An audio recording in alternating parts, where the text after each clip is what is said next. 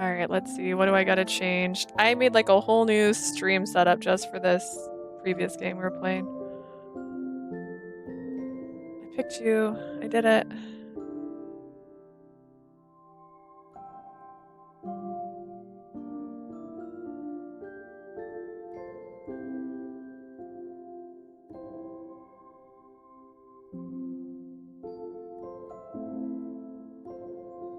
Gonna give it a second. It hasn't started loading. I gotta make sure there's not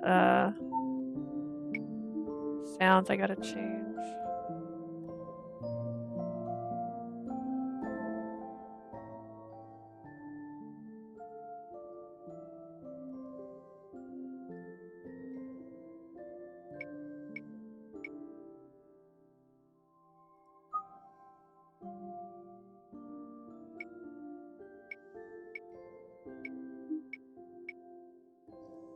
Okay, this one I think I can expand. The other one, that was literally how big the screen was, and I couldn't make it bigger because it was not meant to be bigger. It did not want to be bigger.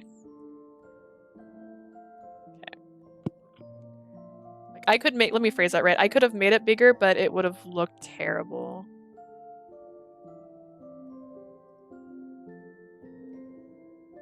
I need to like rename everything on here. Oh goodness.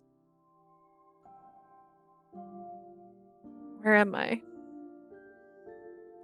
There we go. I might need to move my camera too. You know what? Let's move it up here to the top corner just in case. It says that you can see the pro tag in this one. I just added in bonded in darkness on the visual novel boys love vampire list. See, we gotta make a picture. We gotta make a picture to go with this. Bonded in darkness sounds hot. Bachelor sounds like a comedy. And I'm down for either one. Let's see, bonded in, oh my god. Okay, that instantly, one of the first screenshots I see is like a guy's bare shoulder laying on a bed. How interesting. All right, let's see. Diffraction demo. Change this so we have this on the right thing.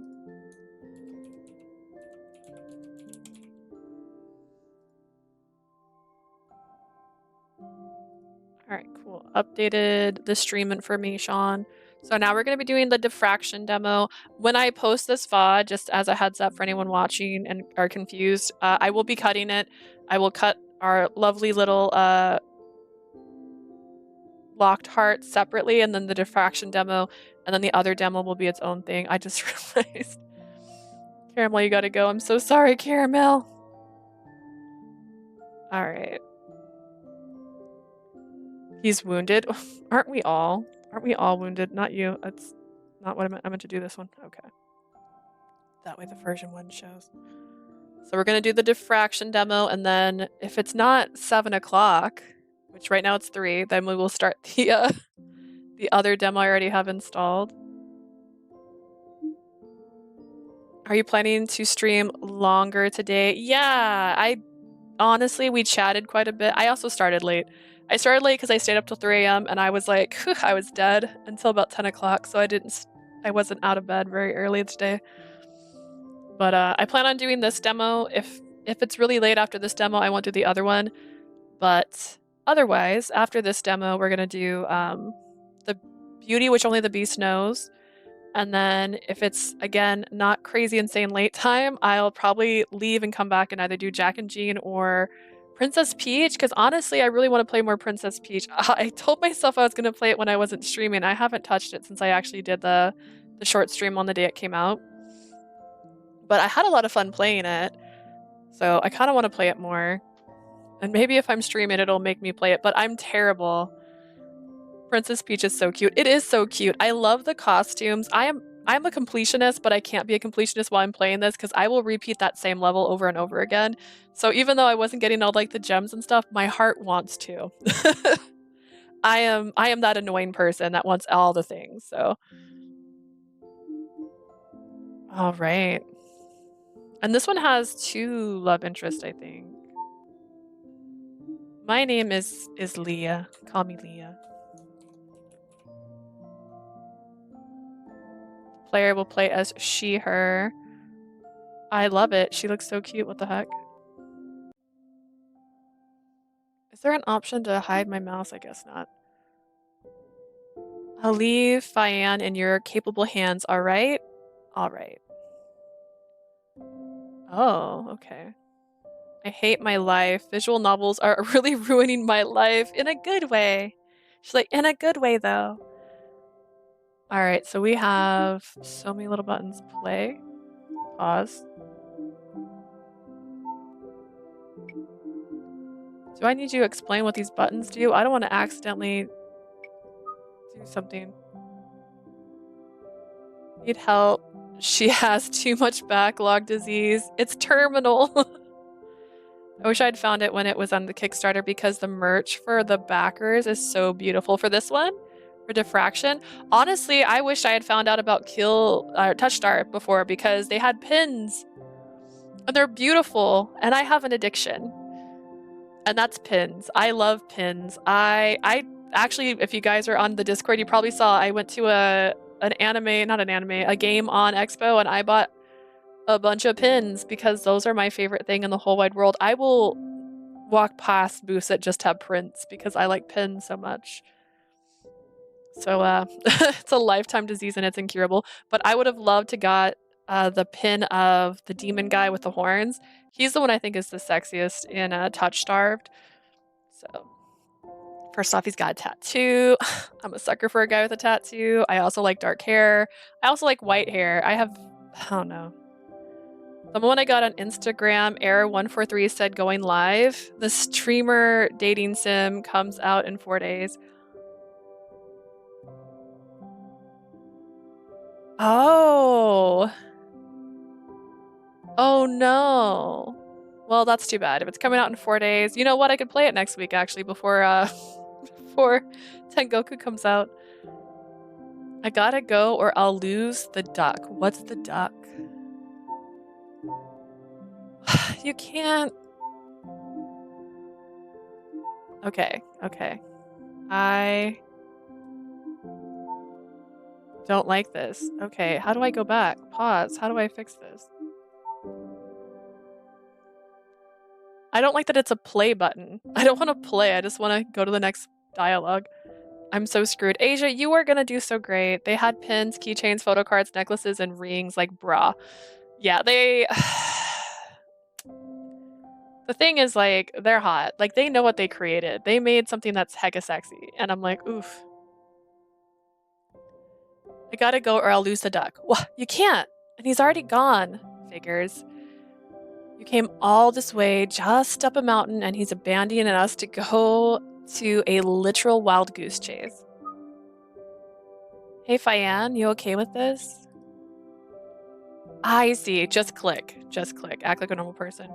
I told myself I was not going to play any demos or any other visual novels until I finished Errant Kingdom and Gilded Shadows. Wait, you haven't finished Errant Kingdom yet? I thought you would have finished that one already. How come you haven't finished it yet, Asia? I think it was a wild duck chase. A wild duck. That's really not the point here. What is the point then? Never mind. You don't have a camera, right? Are you just using your phone or something? I'm okay without anything. I'll just watch you. Flash. Oh. Wait, does this work? Ah ha ha ha. Why are you taking a picture of me? Because you have to participate somehow here. How are you going to learn to be a famous photographer at this rate? I don't take pictures, though. Maybe you don't, but I do. I'll be a super famous photographer one day. I need a break from visual novels. I told you before I don't want to deal with burnout. That's fair. That's fair. That sounds cool. I'm sure you'll be good, right?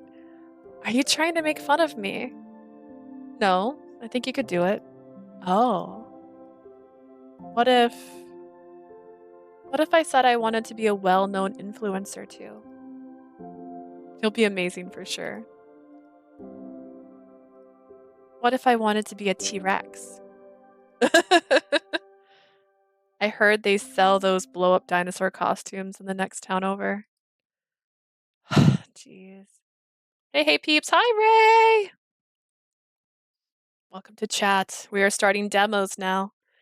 We have just finished the bears. Miss Leah? Miss Leah? Huh? She blinks. Oh, she blinks. I gotta move chat though. Now they're too low. Your interface. I think that's good. I could be wrong. Someone say something. Oh no. Maybe? Alright, there. That we're not in her face. She and I both have pink hair. Whoop! I mean, I had pink hair last month. I might dye it pink if we go to the Idea Factory thing, because I might try to dress up as Lynette's mirror. Huh? Are you alright? Ah, stupid. Why am I daydreaming at a time like this? Day 1. Apologize, ask her to repeat herself, pretend you were listening, ask her who she is.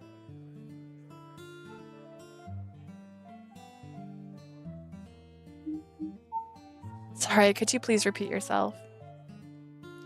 As I was saying, we currently can't afford to invest in anyone without at least 3 years of relevant work experience. The woman vaguely flips through my portfolio. It's clear based on how quickly she turns each page that she's barely taking anything in. Now, this isn't to say your work isn't good. You might even be a good fit for our company once you get some experience. But unfortunately, 3 years of personal social media work isn't quite our standard for experience. I understand. Of course, it's not like I haven't heard that one before. You know, I'd be quite happy to give you a chance despite your bland, boring portfolio. But you need to want it. You have to have a passion for it. Our biggest clients all want tasteful, cultured body shots of themselves, and we are a discreet studio dedicated to art. You're just not convincing me right now with all this social media nonsense. Oh, it's May 1st. Should have played this in a couple months. You can't just take on someone who's done nothing but play around online over the last few years. If you're that good, you should start figuring out how to get some solid marketable skills or add some culture to your portfolio. No thanks. I gotta give credit. These silhouettes are pretty nice looking. Your portfolio is excellent. Wait, what? Yes, I think we could definitely offer you a place on our internship program. Really? We can't pay you, of course, but you'll get a whole lot of exposure and work experience. Should have known. So how about it? I'm sure we can make it worth your while. I'll give it some thought, thanks. No, nothing but rejections. I was told applying at job fairs was supposed to be easier, but that's not true at all. At least email rejections aren't this brutal. That was such a waste of time. I should just steer clear of Mr. Cultured's booth as much as possible. Another day, another disappointment, I guess. That sounds cool. I'm sure you'll be great. Great my butt. I wonder what that boy would think if he saw me today. Would he still think I'm doing great? What a silly thought. Thinking about some kid after all this time, but it's a bit sad. I remember what he said perfectly, but I can't quite remember his name. I swear it started with an F, right?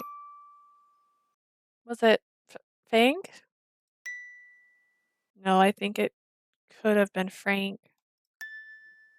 Maybe it was more of a Finn? Wait, isn't that Fane? Fian? Fane? How do I say it? Hey.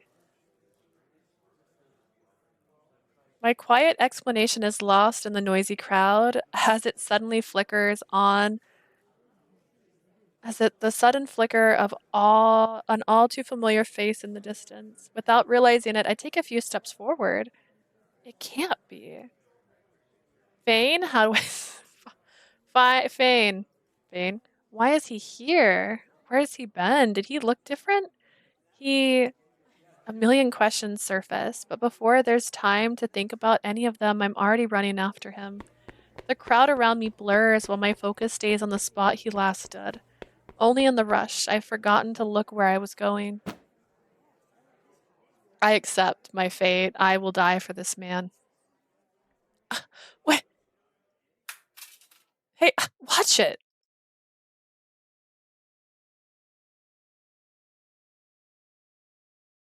The man I collided with utters a panicked curse as his things clatter to the ground around him. I vanished and a new game appeared. Yes, we're playing Diffraction. It's a demo. We finished the other one.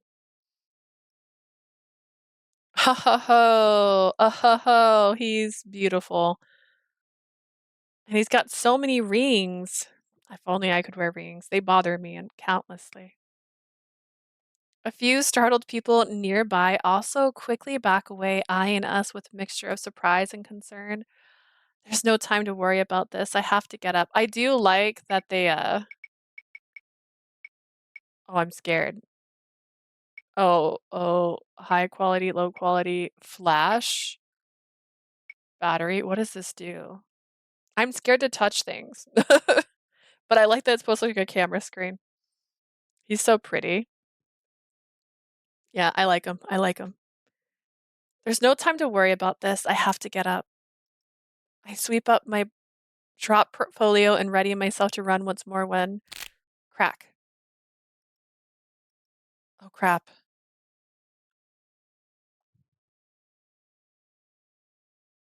There, beneath my shoe, lies a very shiny, very new looking, very broken beyond repair smartphone.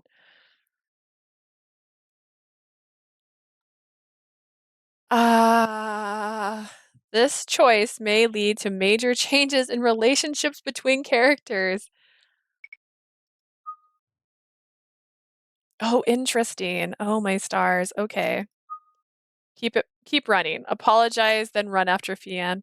Fian, can you give me I just need you to give me like that little thing they put next to words, like this is how this is pronounced. Like I just need that, please. Stand around awkwardly, stop and apologize to a stranger, attempt to make amends.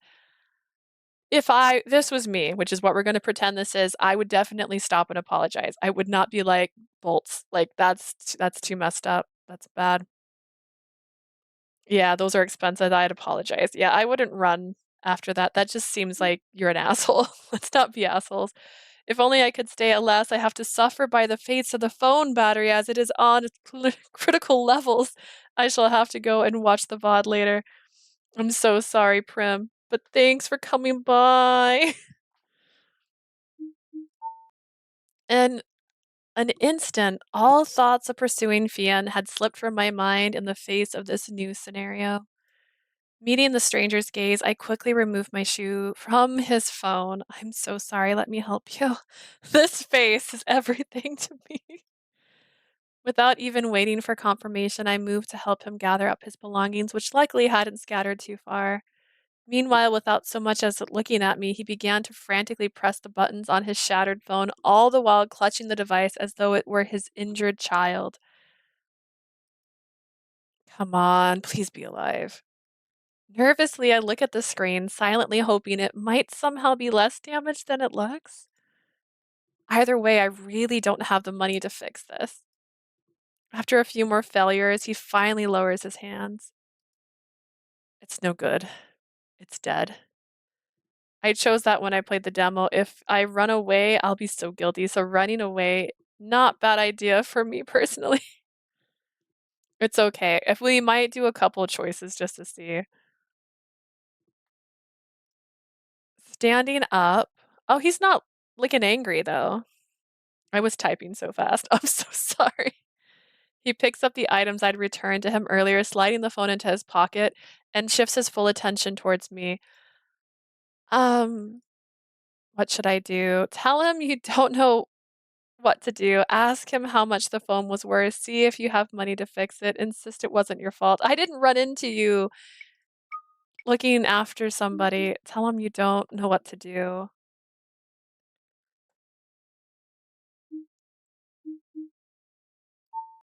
All right, how much would it cost to buy a new one?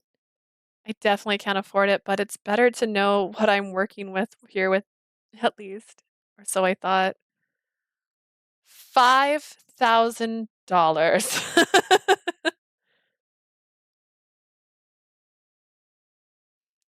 When the demo came out, I saw Blurty choose to run away.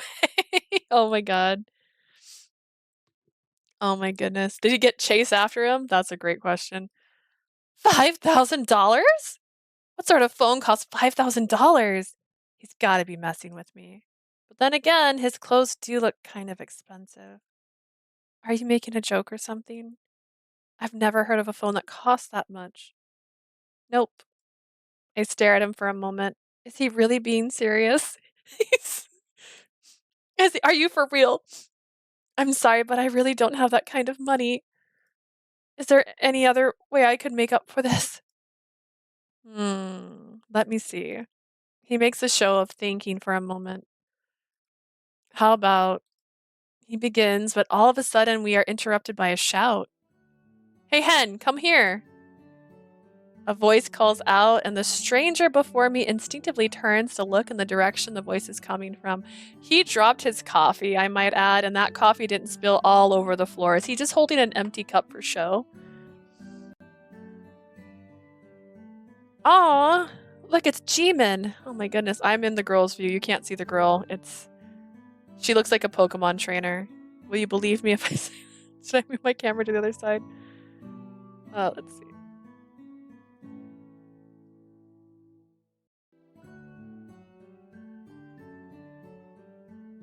I did that weird.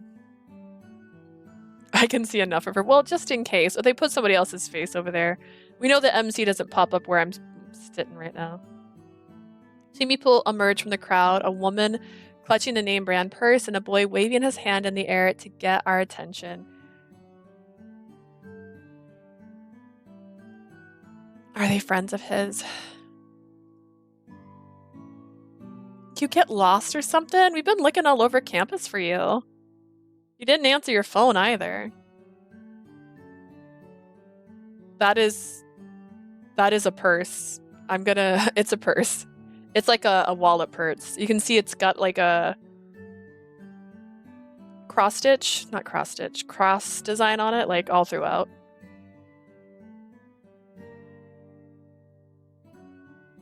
I have the small screen, yeah. I'm like, it's kind of faint. Like it's just big on my screen so I can see it easier. Sorry, my phone got smashed, so I didn't get anything. He holds up his cracked and dead phone in emphasis. Damn, that sucks. Hat Boy is his name now.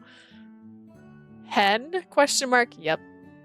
Everyone waits a beat to see if Hen will explain what happened, but he doesn't elaborate any further. He simply shrugs. Purse Girl is her name now. Hat Boy, ... Only then does the girl seem to notice me. And who's this? Another fan? She seems to study me for a moment. Another fan? Who is he? Who's this man? Fan? Should I feel offended? No, I'm just the person that broke his phone. Smiling? I am a possible new collab. Oh. Hen cuts me off suddenly, sending the most suggestive wink to the other two.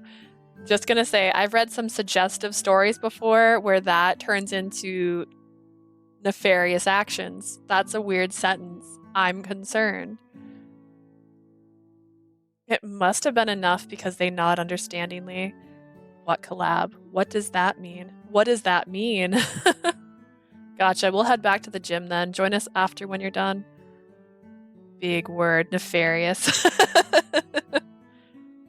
Thank you. I can say the big words. I just can't read them. Just smile and wave, boys. Just smile and wave. Done with what? They clearly are not even trying to include me in the conversation. Without providing me with a single shred of further context, the two walk off to the other end of the auditorium. Hen turns back towards me as if nothing just happened. All right, let's go. I have the perfect idea. Without so much as waiting for further confirmation, he's already begun to move, clearly expecting me to follow. Don't go with him. Leave. Just imagine, like, I'm done now. Don't go with him until he explains. I would say don't go with him until he explains, because why would you follow a stranger? What if this was his plan? What if he bumped into me intentionally, hoping his phone would break so that he could kidnap me, and now I'm going to be shoved into someone's basement and not allowed to leave? I play Atomi games. Does it show? Scammers. They just want to kidnap me. They just want to... Yeah, something like that.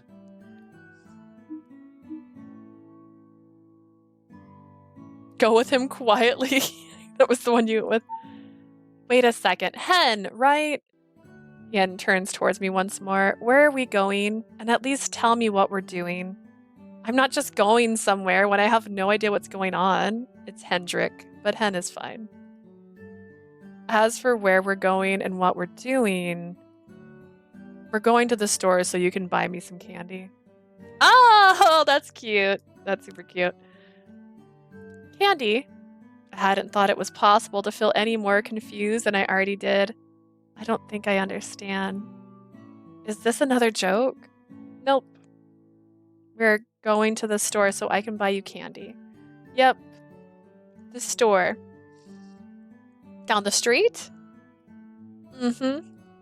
He continues to smile at me as though this makes perfect sense. He's too pretty and his words are really cute. I like him, and I don't know if I feel safe yet. This makes no sense at all. Am I missing something here? This has got to be some sort of prank. Was he lying about how much that phone was worth? But even then, I don't understand any of this. Okay, he was heading in the direction of the exit closest to the store, at least, so maybe he wasn't lying about that. I can't think of much he could possibly pull there. Leave while I still can. I'll go with him. You're in a public place, right? I'm not saying you can't get pulled into like a thing. Like the two people did leave. They could be in a van right now, waiting to drag me into said van, so we'll go with him. I can't really tell if I can trust this guy or not, but I do owe him a bit. Plus, I can always leave if things get weird. It's been a while, but I still know this area well enough. Sure then, I guess. But I don't have much money. Sure. His distant tone makes it unclear if he was really listening to me as he begins moving once more. I hesitantly follow, walking a few steps behind him. I just really hope I won't regret this. As we silently walk towards the venue as exit, I was left alone to imagine what could possibly await me. None of my guesses are particularly reassuring. We exit the venue. He looks around for just a moment, then continues to lead the way to the store. Look at this street. Like, it's so pretty. I was about to say, yeah, it's gorgeous. I like it. I like the atmosphere. Yeah, I can't remember if it was Jay who suggested this one, but, like, as soon as I saw it, I was like, "Okay, I gotta download that one." It doesn't seem like he's going to talk to me. Maybe I should talk to him?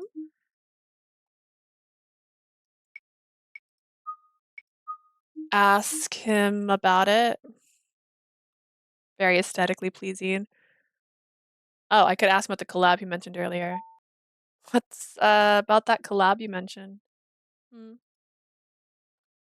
Jay. I don't think she's with us right now. At least she hasn't spoken in recently. What do you mean by possible new collab? What collab? Oh, that. The collab between you and me where you pay for candy and I get candy. See, a collaborative effort. He once again continues onward without even waiting for my response. Does he always get girls to buy him candy? He's clearly not going to give a proper answer. Big word blue. We're just gonna like everyone, big words. Aesthetically pleasing. Nefarious. He's walking in the right direction at least. Ooh, this is definitely the store. Look at the Pocky. Ooh, right below the Pocky, that's my favorite candy to get. At least it looks like it. It looks like it's the chocolate covered nuts. It could not be. I could be wrong. All right, Pocky, chocolate covered nuts. Looks like a candy bar and ramen. Nice. Choco banana Pocky. Yes. I just go strawberry. Oh, there's a little bunny pin. We're everywhere. You can't get away from us. This is definitely the store. Before I can even contemplate what would happen next, Hen had already wandered off, swiftly vanishing into one of the more distant aisles. Okay then. My favorite is the chocolate covered mushroom shaped biscuits. Those ones are pretty delicious. I do like those. And they're just fun like to bite the top off of because it's fun because they're tiny. So I feel that. I also like the ones that don't have the biscuit with them. They're just like it's almost like just the top of the mushroom and they're like little triangles like that. They're usually two colors. It's like chocolate and strawberry. I slowly follow after him. Turning the corner, I spot him already crouching in front of a shelf lined with variety of gummies. I guess we're really doing this now. He looks up at me as I approach and immediately extends a selection of packages in my direction, an expectant look on his face. Ooh, I enjoy matcha flavored cookies dipped in chocolate. I don't think I've ever had those, but I'm intrigued. There's a Sakura one during the spring. Actually, I just thought about something. I might have. I might not. Sometimes I keep. I do. I have it. that's that's the one that one box looks like to me. This is my favorite Japanese candy. It's macadamia nuts specifically. This is my favorite. This is empty, but I like to save these because I'll put things inside of them. I was like, did I have one recently? It's empty, but when it's not empty, it's delicious. Like, think of a Ferrero Rocher, but like no ganache in the middle of it. It's so good. Immediately extending a selection of packages in my direction. Hold these. I soon find my arms entirely occupied by a large pile of candy. What am I? Your shopping cart? You broke his phone. He's smiling. Give him a break. I regret looking at the dev's Twitter. There's a hot side character. The dev said, "We're sorry. No, he's not dateable. You better write to those devs and you tell them fix it." With his hands now freed up, he seemed to stare at the candy selection seriously for a few moments. Apparently torn between a pack of multicolored frog gummies that appears to be a foreign brand and whale gummies. What do you think? Blue whales or tree frogs? This is probably the most serious look I've seen from him so far. Frogs. Pick the cheaper of the two. No, I want frogs. Does it matter which one you choose? It mattered to me and I don't get to choose it. They tell me are so cursed with the hot, underrated characters. I remember playing Collar X Malice and being like, "Look at this cute guy. I bet he's gonna be the bad guy," and then he was. But I was like, "But I also want to date him," and they didn't let me. Por qué no las dos? What? I don't know what that means. No las dos. No. No Doritos? I don't. I want frogs. Pick the cheaper of the two. Doesn't matter which one you choose. Why not both? I'm gonna go with why not both. Doritos. Why? If any of you watch Jujutsu Kaisen, there's a character in it named Chozo, and I call him Chorizo every single time I see him. I'm just like, that's chorizo. He's food now. Just get both. I briefly glanced down at the already ridiculous pile of candy in my arms, wondering why he's suddenly showing some restraint. They showing a sketchy sketch of Hat Boy, but without a hat. They say his Hat Boy is still a Hat Boy without his hat. The answer is no. Now he's just boy. Now he's just a member of God of War. I glanced down. I can't do that. Don't you see? I need to watch my health. I couldn't possibly. Um, this is him watching his health. Contemplates the two bags as if they were bare bars of gold weighing one in each hand. Sorry, no Hat Boy. Sorry, Caps. It's okay. You can scream it. Like one bag of candy, more or less, changes everything here. This is already a ridiculous amount of sugar. My thoughts are interrupted as I feel the weight in my arms increase, an additional 2 bags placed into the pile I'm carrying. You know, you're right. I'll just get both. He changed his mind way too fast. I couldn't bear to leave one behind. What if at 3 a.m. I am in a sudden craving for gummy wells? The chewy tops and soft base make for such a perfect combination of texture and flavor, but they lack the overall variety of multicolored gummy frogs. The tang of citrus gummies are best to be had in the morning after all. That's his concern? Who even eats candy at 3 a.m. if they're watching their health? I'll be safer this way. Great. I have no idea what I'm supposed to say to this. And so I don't. Instead, I begin to count up the total cost of everything I'm carrying. Okay, fine. Let's see here. That one's 3 plus that one is 1150 and those 1875. This is way too much. Something must shown on my face because he points at the pile of bags under the gummy wells. I'll pay for these ones. It's fine. Great. What was even the point of making me listen to that speech if you're just going to get both and pay for some anyway? I guess I can't complain since I did break his phone. I should probably double check if I actually have the money for even half of this. So is that everything? This poor girl, is she like living on the streets wearing this raincoat? Like, what is this? Hmm. That should be it for now. For now? For me to eat this afternoon, that is. He elaborates almost a little too articulately in response to my thoughts.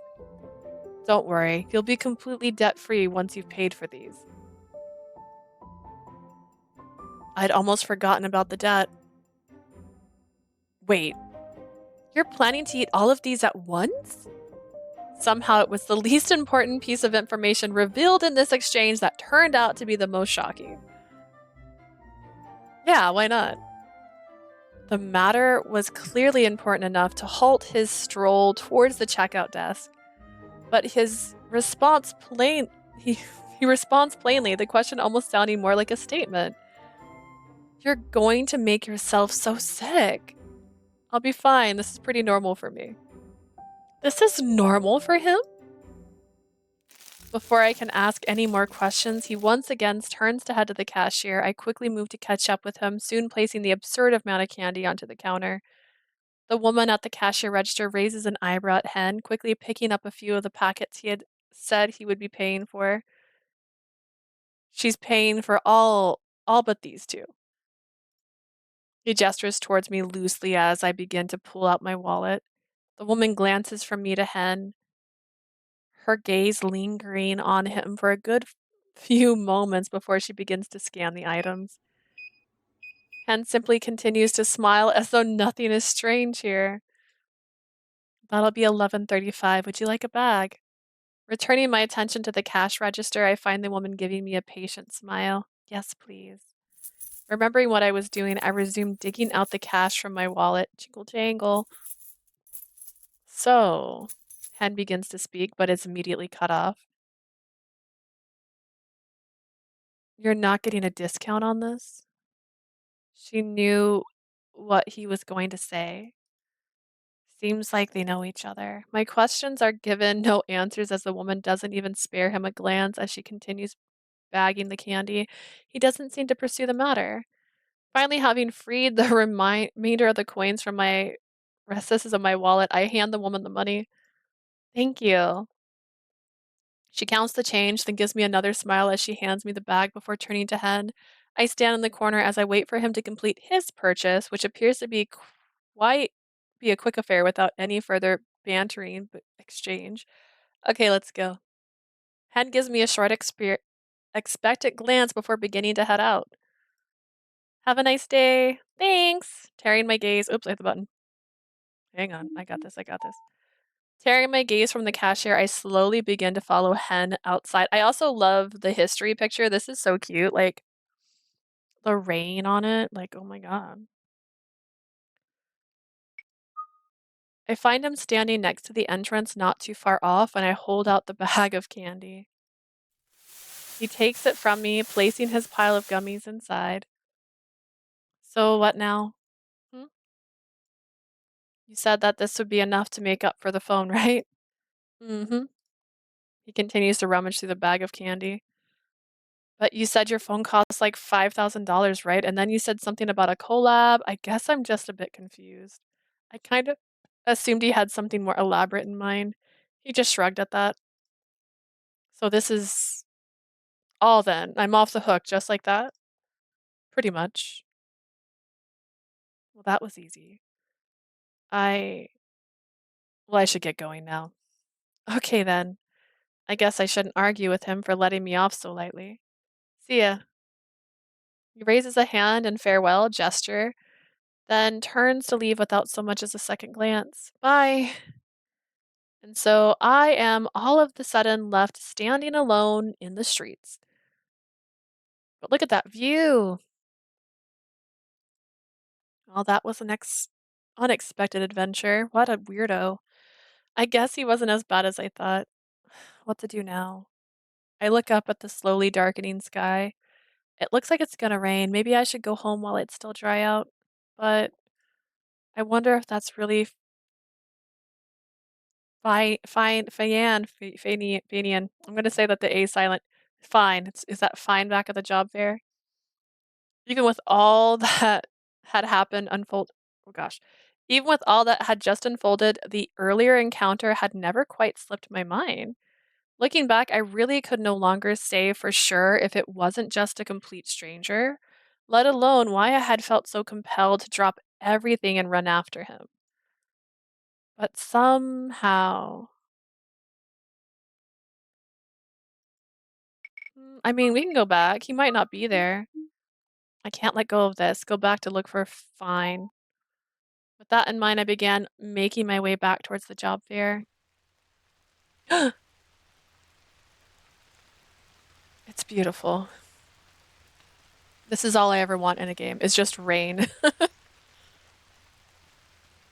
The walk wasn't too far, as the store was just down the street from the venue, but I still ended up getting caught in the rain. If Fine's not here, I should head straight home. Don't want to get into trouble for being out late. Looking around the hall, it's fairly empty at this point, so it's easy to see across the expanse of the space, but unfortunately, no sign of him. Maybe I should ask one of the booth staffs if they saw anyone matching his description. Besides, the light blue hair, I don't exactly remember many details, though. I'll just look around a bit more for now, just in case I miss something. Doesn't seem like he's here anymore. After circling the auditorium hall 3 times, asking multiple staffs about the halls and booths, and even a few straggler attendees, it's the only conclusion I can reach at this point. If it was even him to begin with. I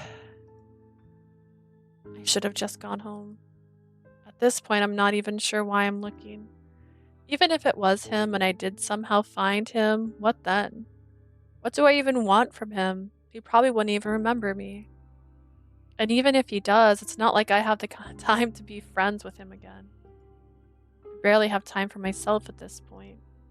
This is so stupid. Just as I'm beginning to turn and head home, however, a nearby display catches my eye.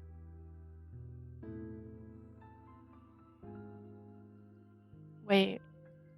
This is, without realizing it, I've already begun walking towards the booth in question. Fieldstein Community College Student Photography Exhibit?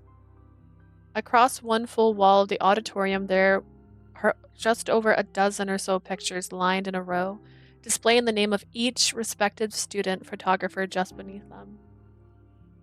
It's almost easy to mistake how small the classes here actually are, with each picture blown up and taking up a lot more space than the normal photograph. I remember this. Back when I was considering where to study, my parents took me to see one of these. Though I did end up going somewhere better, I haven't seen this in years. I can't believe they're still running these. How nostalgic. I was so focused on my job search earlier that I must have overlooked it. I quickly pull out my phone to check the time. It's already late. Doesn't tell me the time on here. So taking a little peek around can't hurt, right? I'm definitely being responsible if I consider this career research, right? Maybe I'll stay just a little bit longer. Oh, this one isn't bad. Not bad at all. It's a lot easier to slowly navigate from one image to the next now that the lack of crowd. There's time to check each name carefully before taking a look at the work. This one's pretty good too. Oh, on the far side of the wall, there was a sign that said the exhibit's overall theme was Corners of Daily Life. But the theme doesn't seem too strict since there's actually a variety of photos and subjects here. Even then, each picture has its own charm, with edges of talent and novice mistake scattered between. Let's see here. And this one's by Ernest Pickle. I crouched slightly to squint at the name, making sure I read it correctly. The strip of paper still reads as Ernest Pickle. I feel bad for judging a name, but what kind of name is that? Could it be an online handle name maybe? Whatever, let's see what this Ernest Pickle can do. Whoa. Oh, it's so pretty. What the heck? This is giving Jack Jean, honestly. Ernest Pickle. Yeah, you gotta be an Ernest Pickle these days. The picture staring back at me is an incredibly simple one, and one that's very on theme, being exactly the theme itself, depicting a cracked corner of a room. Little motes of dust and debris are the only other visible details in the photo, but somehow... I'm personally more of a potato, but what kind of potato are you? It's a little on the nose there, but the use of lighting is so interesting. Among the pictures here, this one has the most unique lighting of the bunch. Whether this is good or bad thing, though. Either way, the person has potential. I'm kind of jealous. I take out my phone and snap a picture for reference. This makes me miss being a student. Things were so much easier back then. If anyone had watched Link Click anime, this also gives Link Click vibes just because the art style. Ooh. I have so many animes I need to watch. Everyone has the same goal and drive that it was easy to forget a passion for photography work isn't the norm. I guess we all have to grow up at some point. This makes me think of my friend, actually. She went to school for photography, but now she has an office job, so it kind of makes me think of her, which is a little sad. But she used to take really pretty pictures, and she used to send them to me, and I would hang them up. I guess we all have to grow up at some point. Hopefully these students enjoy it while they can. I looked down at my phone to check the time once more. Crap, it's already 6:30. Dad won't be happy if I'm late for dinner again. Link click is so nice. Your guys are gonna make me look up a anime now.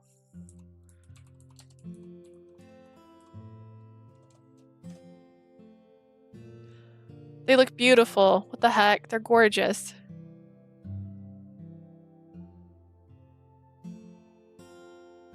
Okay.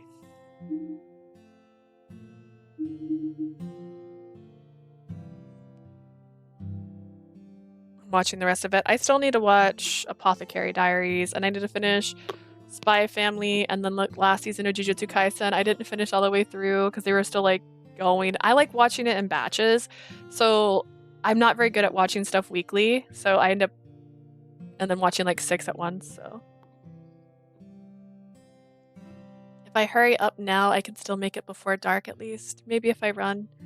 I begin making my way to the building exit and from there out onto the rainy streets.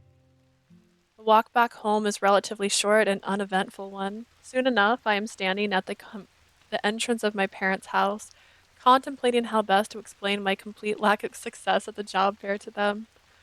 I guess no matter what, they'll find out sooner or later. Might as well just bite the bullet and get it over with. Turning the key, I push down the door handle. Here it goes. Pretty dark in here. Entering the house, I quietly close the door behind me, taking off my shoes before proceeding to walk down the now rather dim hall. The sound in the background, that little quiet, subtle voice. I got so confused. I have a backlog of anime because I prefer to binge it when it's finished, so I have to resort to watching older animes, and I just keep do that. Same. We just finished watching Hunter x Hunter not too long ago, so we started watching Yu Yu Hakusho. We were watching Black Butler for the first time, which I thought was kind of weird because we watched a couple episodes, but we didn't actually watch it when it was like really popular. And then I bought all of the somewhere on this side, all of the issues for Death Note are over here. Have not read it yet. I heard the muffled sound of the TV coming from the living room. I guess they must have already eaten. Quietly opening the door, I peek into the room to see my father sitting on the sofa, watching what appeared to be the news. I'm back. He looked over at me curiously. You're back late. Sorry about that. I got held up a bit. Better not tell him about Hen. Seems like it. You're soaking, though. How'd it go? Find anything? Not really. I wasn't what they were looking for, I guess. I see. He paused as he looked at me, seeming to consider his next words carefully before finally relenting with a short sigh. That's okay. We can talk about this tomorrow morning when your mother is back from her shift. Get some rest for now. You look tired. And make sure to take a warm shower and dry off completely before you catch a cold. All right, I will. I pulled the door shut slowly. Good night. Night, sweetie. That went better than I thought for now. Probably because you look sad. What is that? What's that on her bed? Is that a caterpillar? Oh my gosh. Her luggage has penguins on it. Dude, is this woman me? There's a bunny sticker on her purse. Like, bro. She's got an iron. Bet she doesn't use it. What a cute room. Also very realistic. Like, she's just got a box here. I'm assuming she came back home because she couldn't handle stuff on her own. I make my way to my room, dumping my jacket and bag next to the door before collapsing on my bed. I wonder what mom and dad will say tomorrow. I told them I'd try my best to get a job, but look at me. All I got out of today was a load of mean comments and some guy asking me to work for exposure. Maybe that one booth guy was right. Maybe my portfolio is just bland or something. So depressing. Come on. Think happy thoughts. I'll just have to work on making my portfolio even better, so they'll have no choice but to hire me next time. Who am I kidding? That's what I tried to tell myself before the job fair, right? Yet today was even more of a disaster than usual. What a day. I can't believe I forgot to watch where I was going. Letting myself run into the king of gummies like that. Not to mention, I ended up trashing that guy's phone. Was me buying him some candy really enough to make up for that? He seemed so okay with it. Though it was kind of difficult to tell if he was being serious. Not that it makes a difference now, I guess. I'll probably never see him again. Speaking of which, I should definitely let the whole fine thing go. I wasted all that time going back to look for him, but still found nothing. Was that even him in the first place? He looked so different. And who stays here their whole life? My brain hurts just thinking about it. Yawn! You're back. Maybe he came back. I should probably get up before I end up falling asleep. I still need to eat dinner and take a shower. I'll try to finish those uploads tomorrow. Maybe send out some more job applications. Chapter 1 end. Mayday. Get it? Mayday. I get it. It's 17 degrees outside.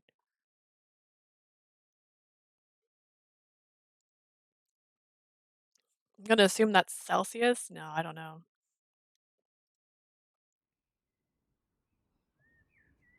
Is it morning already? I must have just passed out. I'm still wearing my clothes from the job fair. I should probably get changed. I reached down to pick up my phone off the floor. Let's see, it's almost 10:30 a.m. I almost slept through the entire morning.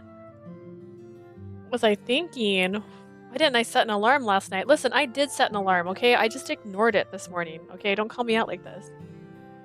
Ugh. Despite the fact that I've slept, I find myself feeling unusually groggy. Achoo! Oh no, I hope I didn't overdo it again. I guess I better get up now so I don't lose any more of the day. Putting down the phone, I began to get myself ready for the day. Oh, kitchen. We got a weenie dog magnet. One picture, an art. Calendar, poster. Lots of kitchen gadgets. Cute little microwave. Hi, hey. Plants hanging, stuff going on. Breakfast at the kitchen table used to be more of a family affair until Dad started working earlier shifts and Mom's later shifts. Since I'd been back, I'm usually just mom. It's just usually Mom and I. Today is just me and a lonely bowl of cereal. Speaking of Mom, I hear footsteps approaching as someone makes their way into the kitchen. She appears surprised when she spots me. Someone's up late. Is it PM, not AM? What do you mean late? She sits down and stacks a freshly washed tea towel on the counter, filling them rather sluggishly into the kitchen cabinet. I overslept. Better not have been up all night again. You know what I've told you about those late nights. Sitting in the dark room, staring at the computer screen. Judging me? She starts off on an all too familiar tangent. I know. Look, I didn't stay up late, okay? Though I was back pretty late, I guess. Are you sure? She looked at me with concern. You're not looking too good. I avoided her gaze, proceeding to eat another spoonful of cereal. That's Mom for you. Even after an entire night shift and barely any sleep, nothing gets past her. Ever since I can remember, she always been able to tell when there was something wrong with me. It made faking being sick to get out of school virtually impossible. I wonder if maybe I really am coming down with something. In the midst of the grogginess I've been unable to shake, I feel the faint pang of a headache coming on. It's fine, I'm just tired from yesterday. Or so I try to tell myself. She looks at me carefully for a moment. Whether or not she believes me, she seems to decide to let the matter go, changing the topic. Speaking of yesterday, I heard from your father that you were able to find a job time this time. You weren't able to find a job this time either. I thought she said you did. Dad straight up lying to her. Listen. She seemed to hesitate before breaking an awkward silence that had followed that statement. I know it's hard. Maybe it's time to let go of that internet stuff and look for something a bit more stable and realistic. You've been trying to make photography work for 3 years already, but you don't we don't mind supporting you as long as it helps, but I'm worried you're limiting yourself a bit too much here. It's not like I don't know that this isn't going well at the moment, but what do I even say to that? She's completely right. This is clearly going nowhere. No matter what I try, I just can't seem to dig myself out of this rut. All of my attempts to find work since I moved back to my parents have failed, and my social media career has been on a downward slope for months now. I should have probably pivoted weeks ago, found a job at a restaurant or store or something. I just want to give it one more shot before I give up. I'll make peace with that after that, somehow, maybe. I really don't want to think about this right now. Can we just talk about some other time? Quickly finishing the last bite of food, I get up from my seat. I need to get some work done. Mom looked at me with concern for a moment, then nodded shortly. Of course, we can talk about this later. But please give it some thought. Sure. I've already given it some thought, but there's no point in arguing right now. Guess I should go get some work done. Just as I am beginning to head out the door, however. Oh, Leah, could you bring me any dirty laundry you have? I'll be putting a load in the wash. Oh. Laundry? At this time in the morning? Is it 10 p.m.? Sure. The moment the door closes, I let out a short sigh before slumping back against it. I glance at the pile of clothes from yesterday, remembering Mom's request. Guess I better get these to her. Gathering up that laundry I could find, I made my way to the laundry room. Mom? For a moment, I can't spot her from behind the pile of clothes I'm carrying, but then. Mom? Is she okay? I hold perfectly still for a moment before I see her shoulders rising and falling softly. It's time to take a picture, quick, with flash off.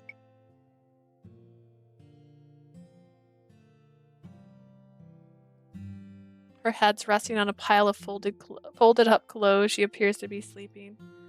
She must really be tired, but this isn't a good place to be napping. Is this a slice of life, sad, Otome style story? Am I gonna be sad at the end of this? It feels like it. I do my best to gently wake her up. Mm, Leah. Oh dear, I must have fallen asleep. It's hard to tell if the smile she directs at me is forced, but she slowly begins to pick herself up. When aren't we sad? Hey! We weren't all that sad and Cupid Parasite at the beginning. It was near the end that everything got depressing. Cafe Enchanté was just a roller coaster of depression. I can think of one. Hang on, hang on. Nope. No. Paradigm? I mean, there was some sad too. Sympathy Kiss had some okayish moments. Maybe. I was struggling to think of one too. I was trying. I was really trying, honestly. I was like, nope. Also, no. No. No, I was gonna say technically Locked Hearts, but it starts off depressing. Depression, it's in all of them.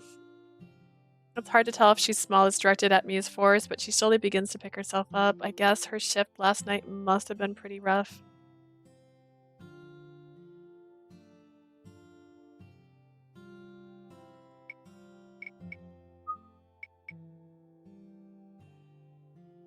What are we consuming? Depression? You're like, it helps me with my anxiety. Anxious the whole time. All right, give her the clothes and go get some work done. Tell her to get some rest. You can handle the chores for her. I'd want to get more job applications out today, but I can't just leave her like this. Why don't you go get some rest and leave the laundry to me? She appeared surprised. After 4 years of just her and Dad in the house, Mom clearly wasn't expecting that offer of help. It's okay, I got it. You have work to do. I should have known she would say that. Really, it's fine. I can do work later. Despite a clear look of reluctance, she finally gives in with a nod. Are you sure? If you're sure, all right. Thank you. With that, I get started on the pile of clothes.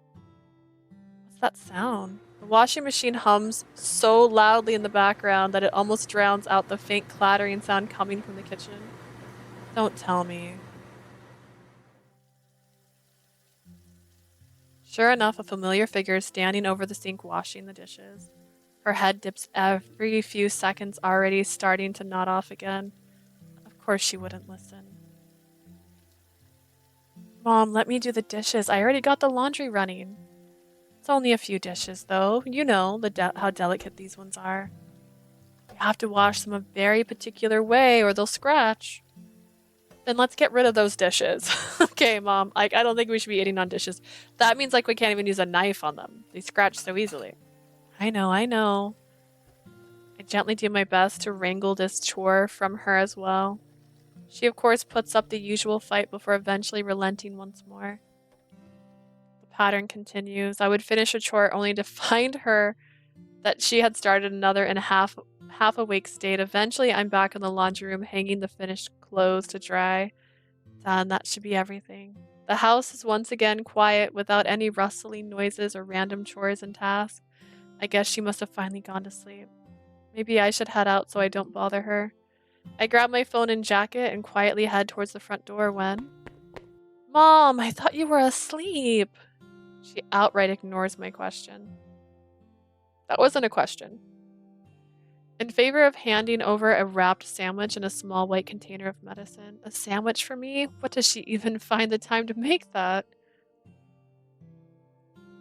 Ooh, looking forward to Yodan Otomi Doshe Kaiju Koigatari coming out sometime this year in Japan. It sounds like it's a romantic comedy. Needs some fluff and non-angst Otomi. Honestly, I would love a rom-com. That would be great. I'm gonna Google this one now.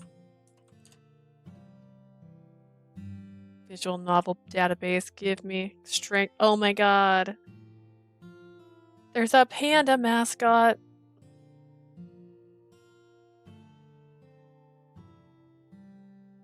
Oh, is this a... Oh no, it says it's Design Factory. Okay.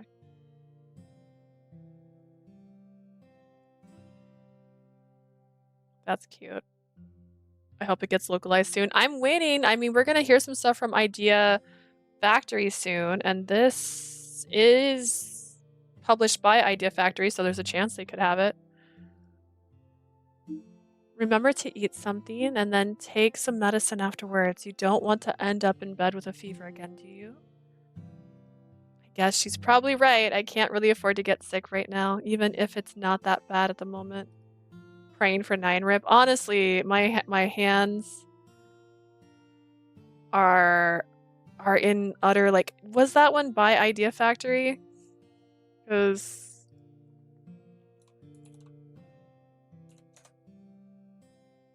let's see.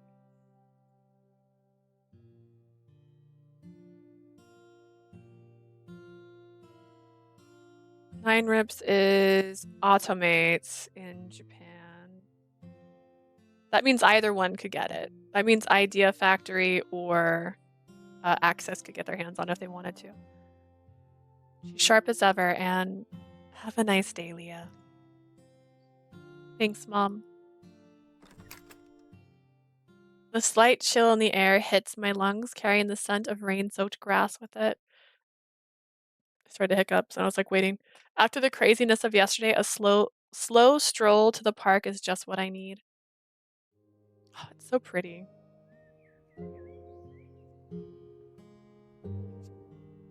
Looks like a heel over here. Asia is all caps. I'm praying for 9 rips. Jaiko no Lila and Busta Fellows / sidekicks. But the thing is, if that's the collaboration of Busta Fellows / sidekicks, then we need sidekicks first and then that one. Jaiko no Lila. Oh no. Not sorry for caps. I didn't tell you to apologize. I just said in all caps. In a screaming voice. Shout to the gods. Jaku no Lila. Let's look at that one. Oh. Oh, the main character is so pretty. She's a dancer. Is everybody in this vampires? This one has a tattoo. Not a he has 3 moles on his neck that looks like a vamp. Are these vampires? They say they're princes. Oh, Jamiru is definitely a psychopath. What is this? Oh my god, Milan is beautiful. No vampires. MC is a spy. I guess. We can't be Spy X family. We can be our own Spy X family. The scenery here has always been so picturesque and peaceful, and despite the overcast sky, it's hard not to want to take pictures. It's been a while since I've been here.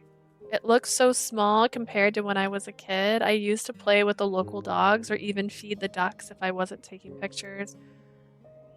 Taking pictures. I fiddle with the phone in my pocket thoughtfully. I better get started before I lose all light.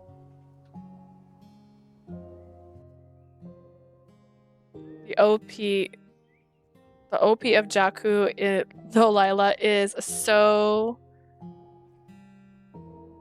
good? Question mark?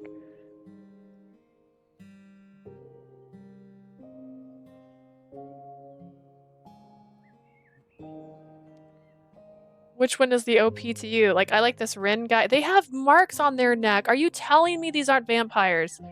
This guy looks like a vampire. They're vampires.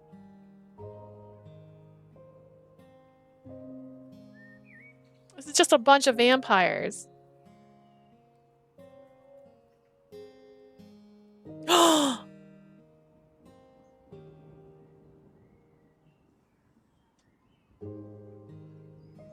One of the voice actors is...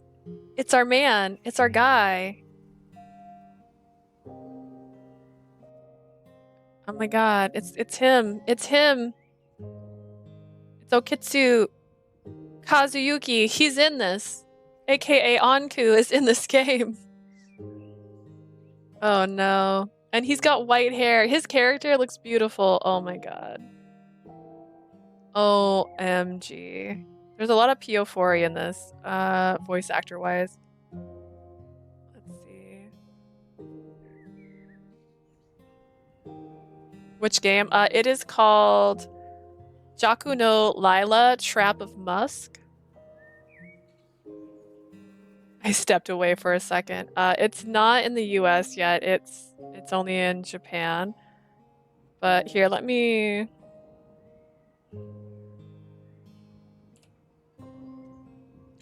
happened? I hit the button.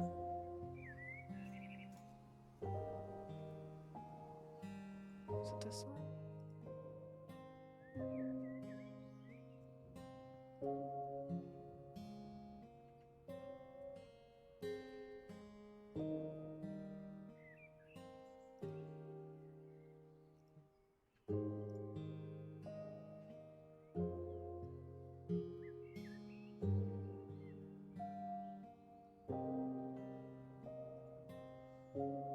It's him. This is the voice of Anku. This is Anku's voice actor. This is our man from Sympathy Kiss. This is him. But they look at their little necks. They've got, looks like bite marks on their necks. These are vampires. You just don't know it yet. Same voice actor from Amnesia.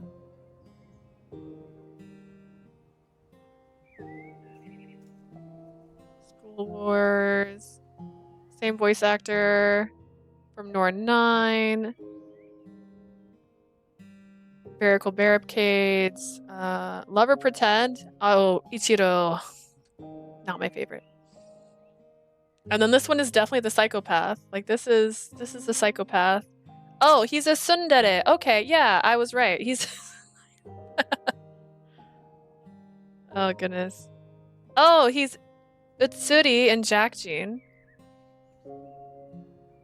Interesting. And then we have side characters here. There goes Leah with her imagination. What do you mean? Look at him. Look at this man's face. Tell me that's not a psychopath. That is a psychopath. They draw them very specifically. He is very tsundere. Yeah, he is a tsundere. It says so. No vampires, but love triangles. Listen.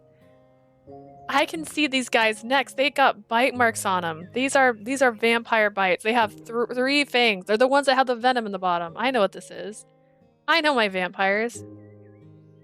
I know people who played it. Maybe they don't want to tell you about the vampires. They want to keep it a secret. You don't know. There's these other characters that no one cares about, which is fine.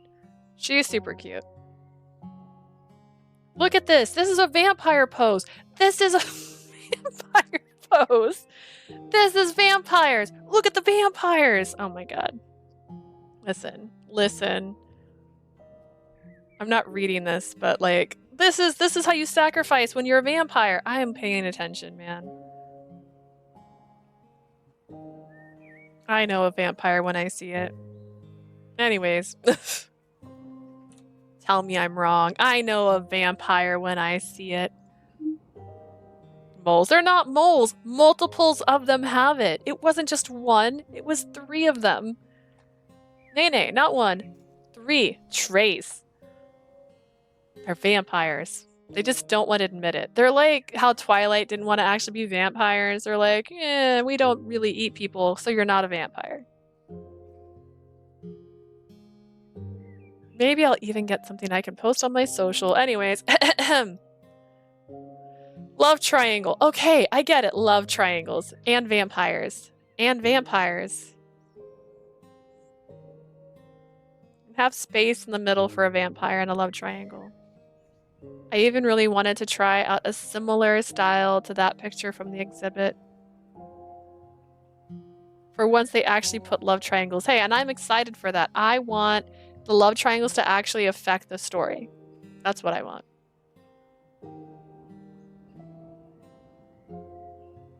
Pulling out my phone, I begin to look around for good subjects. Let's take a picture of the flowers, take a picture of the rare passerby and their clothing, take a picture of the park animals. Animals! Out of the few animals in the park, I found myself drawn to a small bird perched on a branch of a tree. Better turn off the flash before I scare it away. You got it. This leads to their Twitter, by the way. That is not... I look up and try to find a suitable angle. Click. I remember seeing birds like these all over town back when I lived here, but I never really stopped to take pictures of one. There's a certain charm to them. But this isn't quite right. Maybe if I shift my position a bit, lowering the angle. Now, if I just lengthen the focal length a bit, and maybe with some light editing later.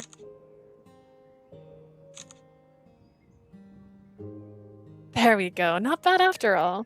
I find that the photo I've taken looks strikingly similar to the one I saw at the gallery. Is this really okay? As I look at the image on the screen and wonder if I haven't ended up copying the style of that photo a bit too closely. It's not like it's uncommon to learn by studying techniques the other photographer used, right? I couldn't help but recall all the assignments in university that revolved around one study or another. I even posted several of those before without much concern. It's been a while since I've come out with a photograph I'm happy with. I really feel like might actually be getting somewhere with this. In the midst of my depressing situation, I can't help but cling to this renewed feeling of inspiration, and so I decided to indulge it for now. I continue to take pictures, becoming so engrossed in my work that I don't seem to notice that someone approaches me from behind. Leah? A woman's voice jolts me back to reality. Looking up, I see a woman wearing an apron with a store logo on it glancing down at me. She appears to be carrying a large lunchbox. It's the woman from the store yesterday. Why didn't we show her during that yesterday? Wait, how does she know my name? How did she say Leah? Did he call me by my name? Who the heck? She's cute. She's so gorgeous. Why didn't she show, like, they could have shown her as the cashier, though. Like, this shouldn't be the first time she gets a picture. How does she know my name? Exactly. It is you. She smiles far brighter than any stranger should. Did she read my wallet? When I saw you walk into the store the other day, I couldn't help but think to myself, gosh, she looks just like Yua's daughter. But then I wasn't completely sure until I spotted you taking pictures like that. Ugh. She goes on to tell me a story about a younger me carrying around a yellow plastic camera and bragging about being a photographer one day. I don't think a stranger could embarrass me so much. You've grown so much since I last saw you. She paused for a moment, then, seeming to realize something. I'm sorry, you probably wouldn't remember me, would you? It's me, Kim. Are you fine, Mom? You and your mom used to come to my family store all the time to buy shrimp chips. I'm still not sure how you convinced her that it was healthier than potato chips, but I've never had the heart to tell her. Wait. Suddenly it clicked. Miss Takai? I remember it clearly now. All the times we'd gone to that store, how the lady who owned the place had always given me a piece of candy from the jar at the counter. But you look so young. I had assumed she had to be her daughter or maybe just a new employee. Either way, the woman in front of me laughed, clearly pleased by my comment because she's a vampire. That's why it's overcast and she's outside right now. Vampires, they're real. Thank you. Would you believe I still get carded at some places? And call me Kim. No one's going to scold you about manners here. I'm just saying, Blue. It could happen. Okay, just because this is a beautiful story with gorgeous backgrounds doesn't mean a vampire can't show up. She clearly is taking this well. But enough about me. Tell me, what have you been up to all these years? How's life? Last I heard you were studying at university, but that was quite a while ago now. I think 4 years ago? That's not quite right. Forget it. Just tell me what you've been getting on. I'm so curious.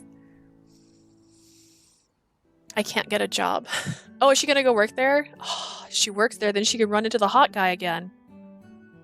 Hear me out. It's a little hard to keep up with how fast she's jumping from topic to topic. Well, I pulled myself up from where I'm crouched. Let's see, I finished studying a while ago, lived in Roland Metro for a bit, and then I moved back here a few weeks ago. More like my social media career went nowhere and I ended up here to end up having to move back in with my parents when I ran out of money. But I don't think I could bring myself to spoil the conversation with that. Oh, so you live here now? Yeah, for now.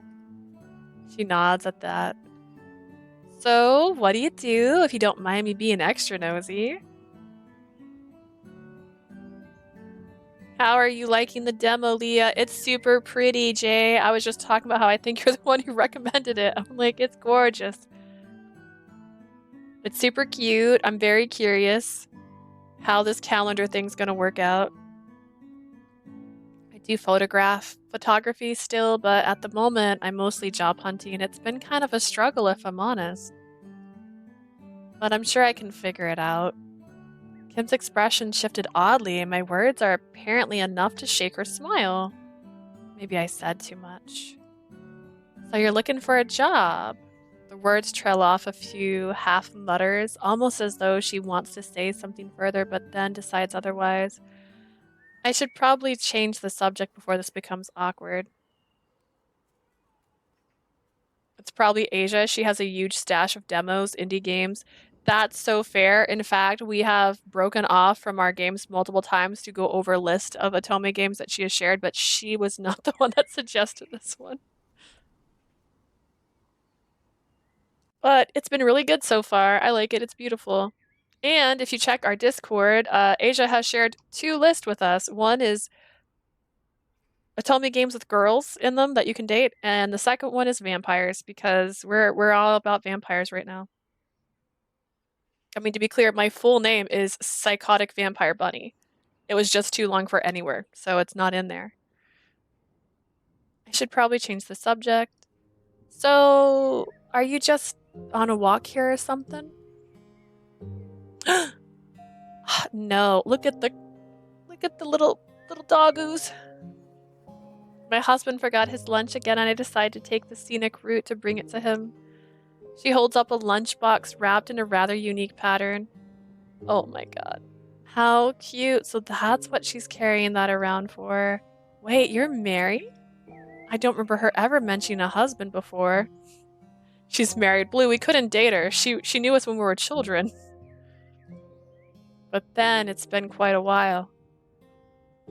Yep, since last year. Figured it was time since we'd been together for 7 years. You probably won't remember him, but if you came by sometime when he's around, I can introduce you. I want her for myself. You can have her in any scenario you want. However, in this scenario, she was an adult when we were a child. Speaking of poor Norman, I probably shouldn't keep him waiting much longer.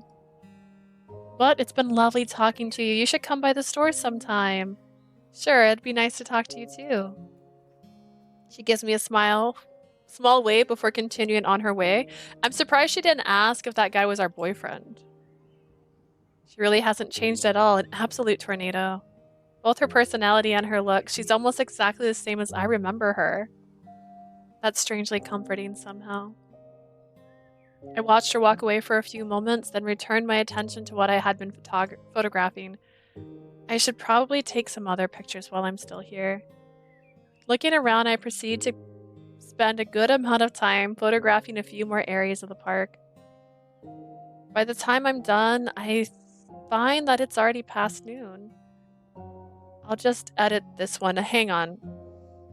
She got up at like 10:30, helped do chores, went outside to take photos, and it's only just now past noon. Don't lie to me, game. She did not do laundry in under an hour. Like, that's not happening. I pick out the cleanest shot in the camera roll and send it to the editing app to post-process. Now if I just turn up the contrast and lower the saturation a bit, the lighting in the picture was more like... After playing around with the sliders for a bit, the picture starts to look even more and more similar to the photo from the exhibit. There, that's about right. Now time to save it and what? At this point, my instincts to immediately post things stopped being a welcomed one. It's already been 3 days and I still haven't posted anything new to my social. I can't avoid posting forever, but putting my hard work into a void and getting nothing in return. I don't want that anymore. I look down at the edited picture on my phone once more. I'll decide later. I don't think she should make it look exactly like his photo, or their photo. I don't know what they were. By the time I return home, I find that it's already afternoon, bordering the evening. I don't think we're using the phrase afternoon right. I'm not really sure if today has been productive or not. I should probably see if I have any responses to those job applications I sent out the other day. Oh, you're back.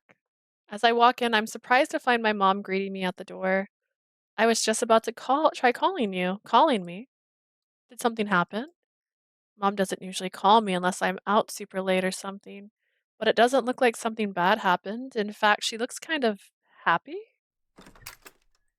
At that moment, I hear the door click open behind me as Dad walks in. That's not your dad.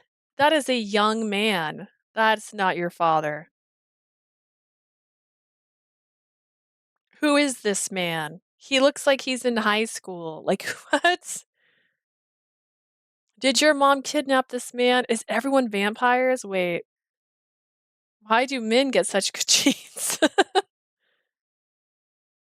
I just heard the good news. Congratulations, sweetie. I knew you could work it out. Congrats for what? I'm clearly missing something here. Feeling a bit lost, I look between the two of them. If you showed me these photo and said that that's her potential dateable person, I would say, I bet you're right. Like, what? I'm 38 going on 50? Like how your daughter went through college. You don't look like you have a child that went through college. I don't know why I'm saying things like this. I get told I look really young all the time, and I like it, but the moment I think, "Haha, I look young," is the moment I'm gonna start looking older, and I'm gonna be sad.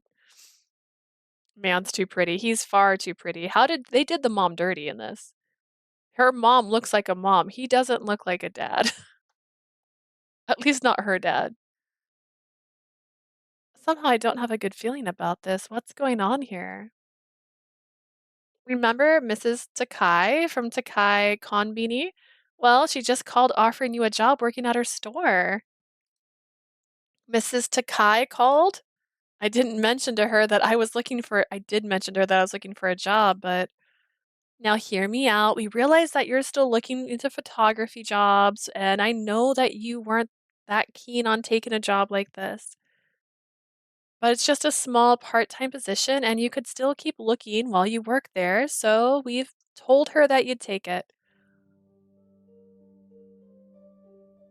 I'm glad the music started. I'm like, "Okay, maybe you should tell her before you accept the job." That's not nice. Like, I feel like she would have accepted it, you know what I mean? But, like, don't accept it on her behalf. Tell her she had an offer. Hey, what? No way. The words left my lips before I even began to fully process what they'd said. I told you already, I'm not taking just any job out there. At least not yet. They promised they would give me time, that I could do this on my own because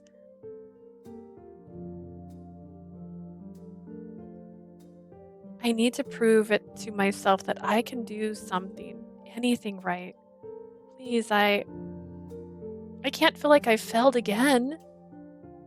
That's a kick in the gut. Seriously, Dad placed his hand on my shoulder. Dad or your brother? Like, calm down a bit. We know it's not what you wanted, but your mother and I both worked jobs like this in the past, and it worked out well for us. Besides, Mrs. Takai was nice enough to do us this favor. I think you should at least give it a shot.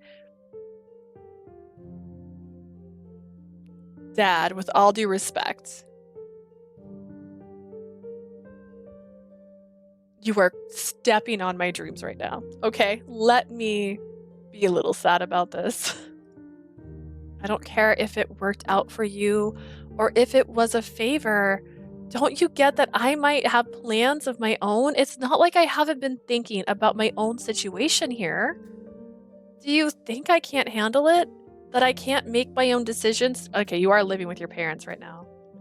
They're treating me like I'm a child. Look here. Of course, we understand that you have plans of your own. We know you can handle yourself. It's part of why we've helped you out so far. We believe in you. With that in mind, I don't think it's too much to ask that you have just a bit of faith in us too. We both think will do you good, and we've already told her you'll be there. Just give it a try, okay? For us. If you don't like it, you can always quit. I really don't like this. But what can I even say to that? No matter how you look at it, I owe them. That's unfair. It's unfair that they accepted it on her behalf. Because it's like, if she says no, then she looks like an asshole. Because they already said yes. Feels like they're guilting her into it. Yeah, it does. They're even offering to help me pay my debts now. This isn't right at all. I don't agree with what they did here, but I can't say no. Everything that's been happening is my responsibility after all. It's okay. I understand your typos, Blue. Fine. Good kid. Come on then. Am I a kid? Or are you also my age? He pats me encouragingly, quickly ushering me towards the door. What? I looked between the both of them, trying to find an answer. Miss Takai said she should sort you out if you come down to the store this evening. If you hurry up now, you could probably still get there early. Wait, I didn't even agree to going there now. The earlier the better. And with that, my family shoved me out of my house without dinner. They practically forced me outside. Good luck, sweetie. We're proud of you. The door closes and I'm left alone outside in the dimming light of the evening street. I stand around for a moment, attempting to process what just happened.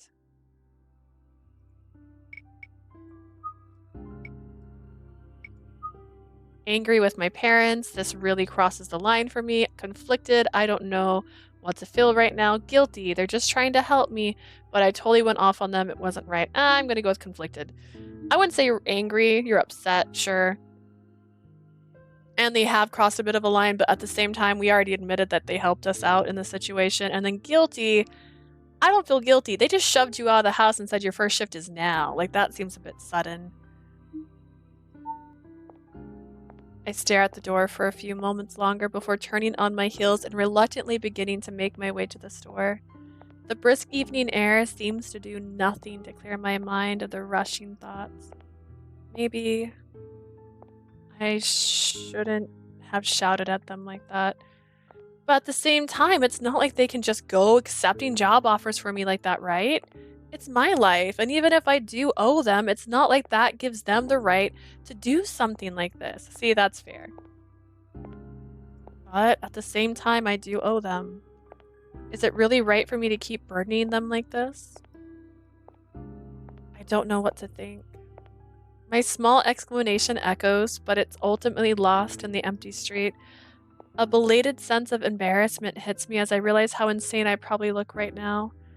I should just focus on getting to the store for now. So I continue my walk in silence. Tritty trot, tritty trot. By the time I arrive, the sky is darkening and the store is almost entirely empty. Okay. Oh, we have pastries. Whatever that is. It looks like another bunny because bunnies are everywhere. More snacks at the register. Maybe gum. A diagram of what laundry looks like. What is this? And a hot guy. Kim is standing by the counter, and upon spotting me, she greets me with a smile. Leah, there you are. She pauses, and her expression seems to momentarily shift to one of slight worry when she sees the look on my face. What's up, kiddo? Had a change of heart about accepting the work? She chuckles good naturally at her own joke. Accepting? Actually, I should probably just go ahead and tell her, shouldn't I? I feel bad just accepting her money when I can't put my whole heart into this. It's only right for her to know what she's getting herself into by hiring me.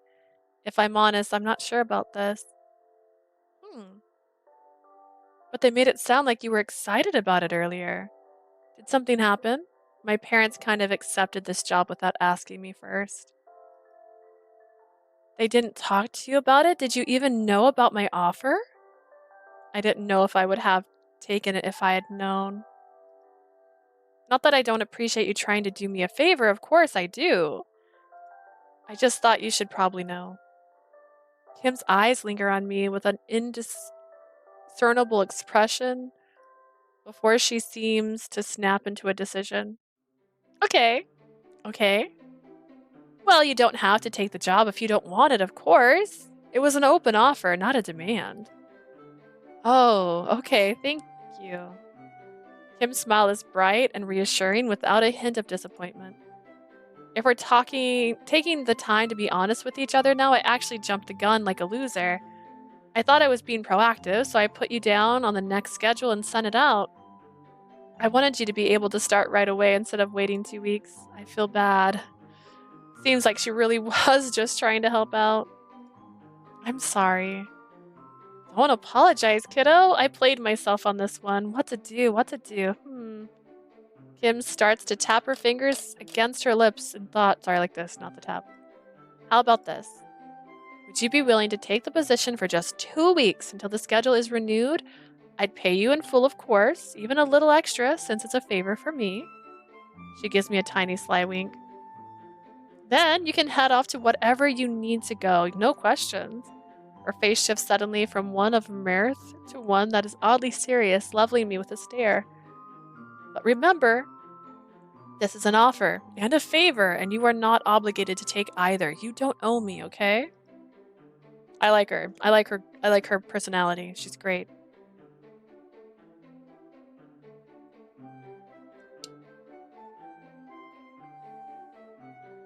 I just want to give you a chance to make your own decision after what happened earlier.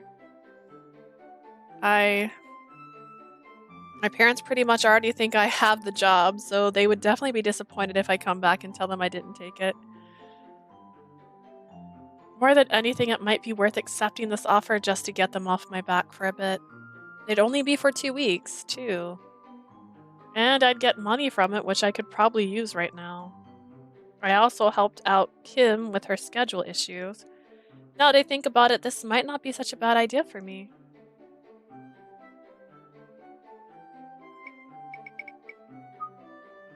We're gonna accept this enthusiastically. Because you know what? She's a good person. She offered us this job, and she even said we don't have to take the job. So what a class act. Reluctantly. Realistically, you gotta be a little optimistic from time to time. Actually, this might be just the thing I need right now. A bit of extra cash, no worries about making a long-term commitment, and I can still look for photography work in the meantime. I can't say I'm entirely satisfied with how this happened still, but oddly enough, I feel kind of excited for this. Alright, let's do it. I flash Kim a mischievous smile. Seeing my renewed enthusiasm, Kim seems to perk up a bit.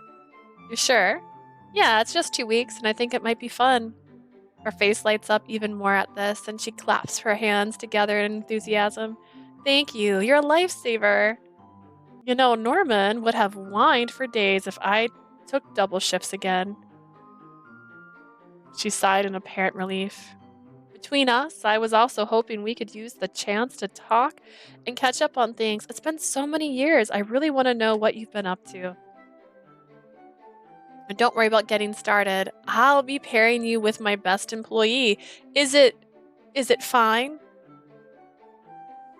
Is it my guy? Is it the guy? Is it him?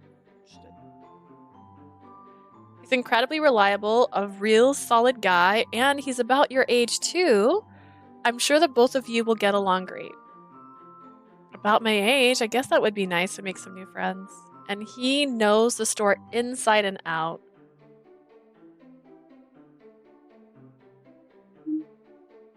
Sorry, I just got a notification for Steam on my screen. I'm like, oh, that's not good. I probably should have those turned off. His word is as good as mine if you need help with anything. As though to emphasize that statement, Kim nodded confidently. Somehow I can't help but smile at her continued enthusiasm. Kim really is a nice person. She didn't have to, but she completely turned the situation around by giving me this offer. Thank you for this. I feel so much better now. That's great, kiddo. But also time to slightly ruin your mood. Time for the boring stuff. She stands from where she has been, leaning on the counter. Follow me. She leads me the way to a door labeled staff only. Nice. She offers me a seat at the office desk and then proceeds to conduct a small interview. Have I worked at a store like this before? Am I comfortable carrying boxes over 15 kilograms? Am I familiar with a certain product? I'm sorry, how much does that weigh? 15.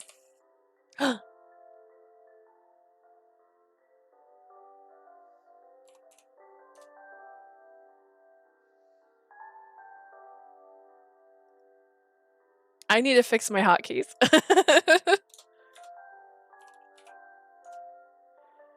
That's 33 pounds. Okay. I scared myself. My hotkeys can't be numbers. I type numbers all the time.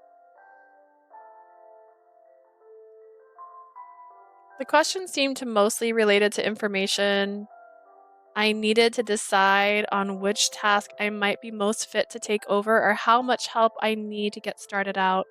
Probably won't be of much help since my work experience doesn't include retail.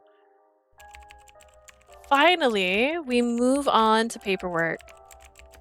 She has me fill out a form, enters my details into the system, and then she runs me through my schedule. And that's about it. I'll run you through your task and all the other small stuff during your first shift tomorrow. All right. Return back to the front of the store with everything done. It's completely dark outside in the outside the store windows. Look at that rain. It's raining again. Do you want to drive home? I'll be leaving in about an hour when I finish closing up. As nice as Kim is, I think I would be a good idea to be alone for a bit. The moment I open my mouth, I feel a tickle in the back of my throat nose. Achoo!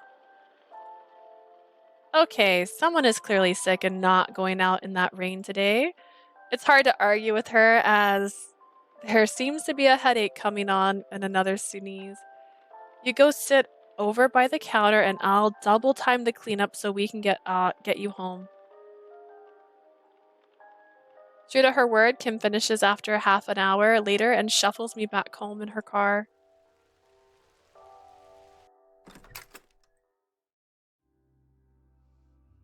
Hello, Dad, if that is your real name, and not my, like, second dad that my mom remarried after a long, long time. Arriving home, I almost immediately are greeted by Dad. How's it going, sweetie? Did you manage to calm down a bit? Okay. I don't like your parents after all. What do you mean calm down? Uh-huh. Actually, I'm still kind of annoyed, but talking to Kim has helped a bit. It's probably best if I don't mention the misunderstanding or that I'm only going to be working there for 2 weeks, though. For now, I'll just let them believe it's a permanent position. Is Mom out already? She must be at work, or she'll definitely be here prying for information with him. She left just a few minutes before you arrived, actually. Do you know when you're starting work yet? Tomorrow morning. Passing him in the hallway, I walk towards my room. You're going to bed already? Yep. I know you're annoyed with us, but we really do just want you to go. Just want what we thought might be best for you. I don't care. Okay, sleep well, sweetheart. Good night. I walk into my room, closing the door behind me. What a day. I get myself ready for bed and scroll through my social media feed in a mindless stream. I should probably post something to my social media before bed. I really can't delay it forever. I click into my gallery to pick out an old photo I could use for now. But I don't have to scroll very far as one of the pictures from this afternoon catches my eye. This is the one from the park. The little square display of the image that I had taken to emulate the picture from the exhibit. It's sad that this is the only photo I'm happy with. I'm not even my normal style. What does this say about my own skills? I should just post it and go to bed and still feel a bit sick after yesterday. Without double checking, I hit the post button, set an alarm, and set my phone face down. Girl, you just did. She opened a can of worms just now. Better go to sleep now since I start work tomorrow. Chapter 2 end. Wrong or right, right or wrong.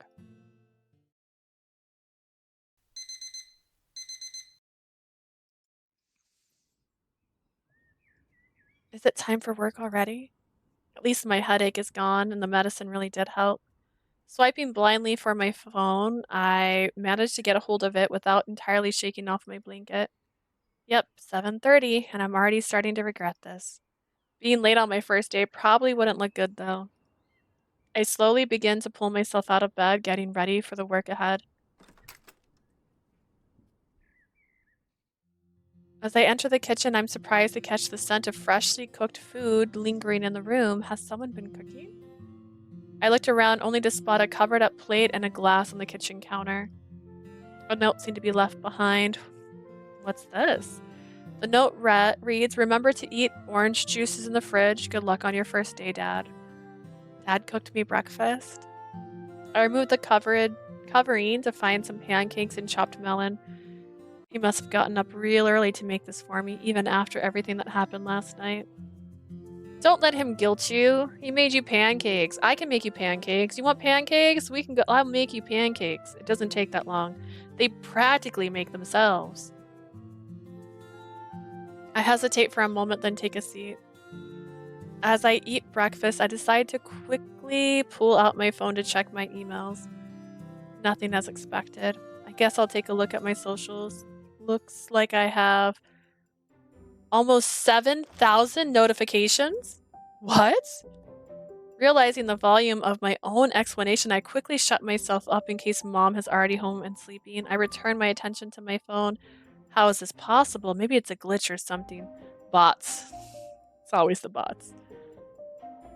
I click the notification window and it appears that almost all of the engagement is coming from one image. The picture I posted yesterday? It already has almost 6,300 likes. What is this?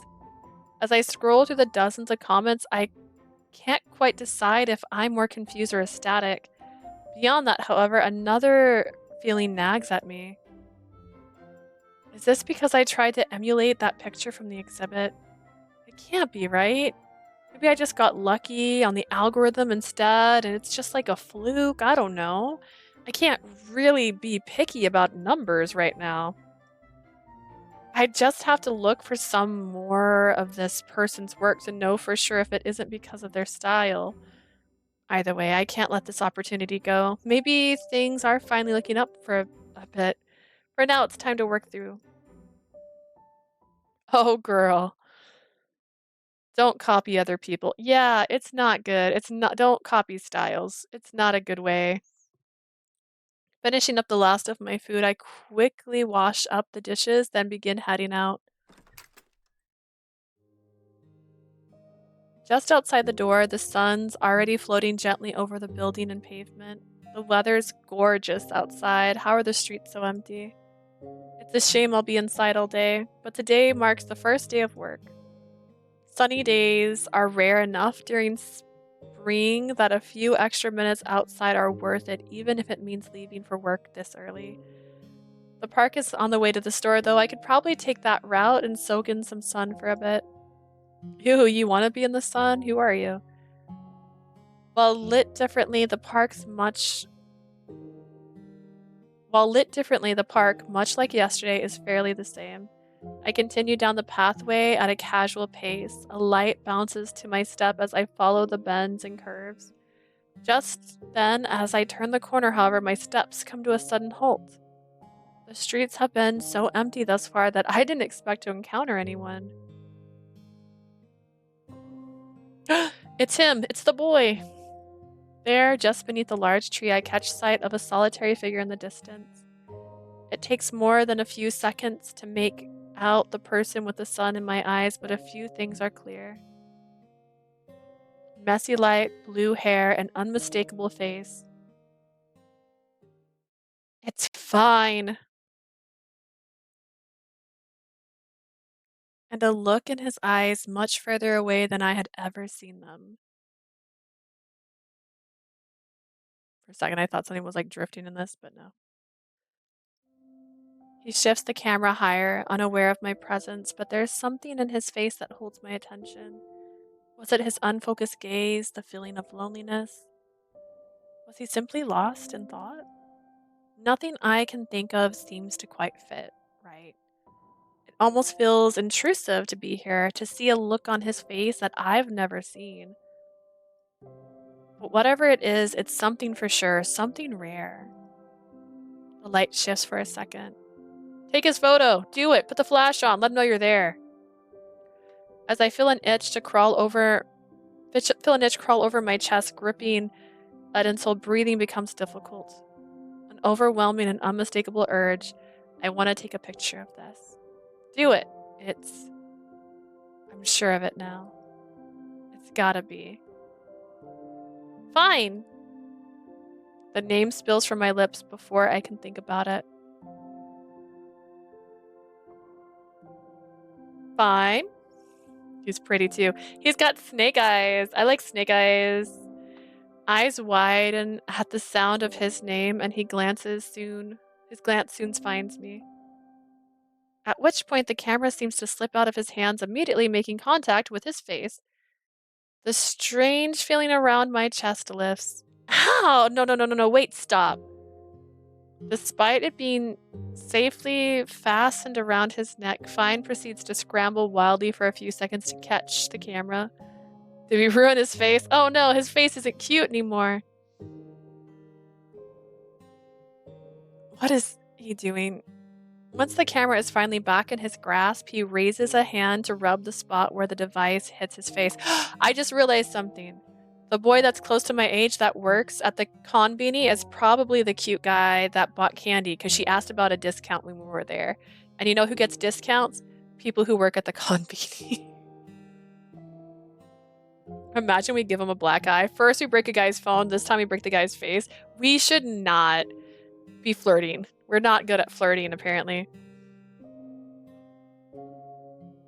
Once the camera is finally back in his grasp, he raises his hands to rub the spot where the device hit his face. A second later, his glance finally seems to return to me. Neither of us move a muscle as we silently make eye contact. You look mad, man. What's wrong?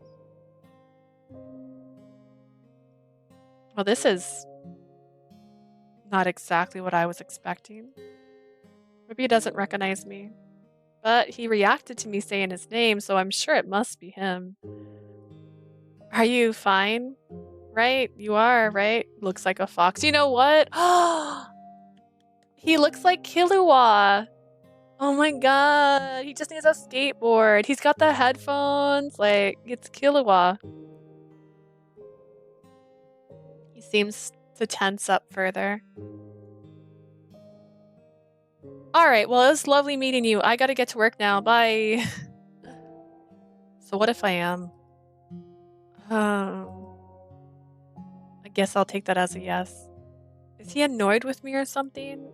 I guess I did sort of cause him to drop his camera, but it's not like anything happened. It seems almost more like he's wound up for some reason. Maybe I shouldn't push him.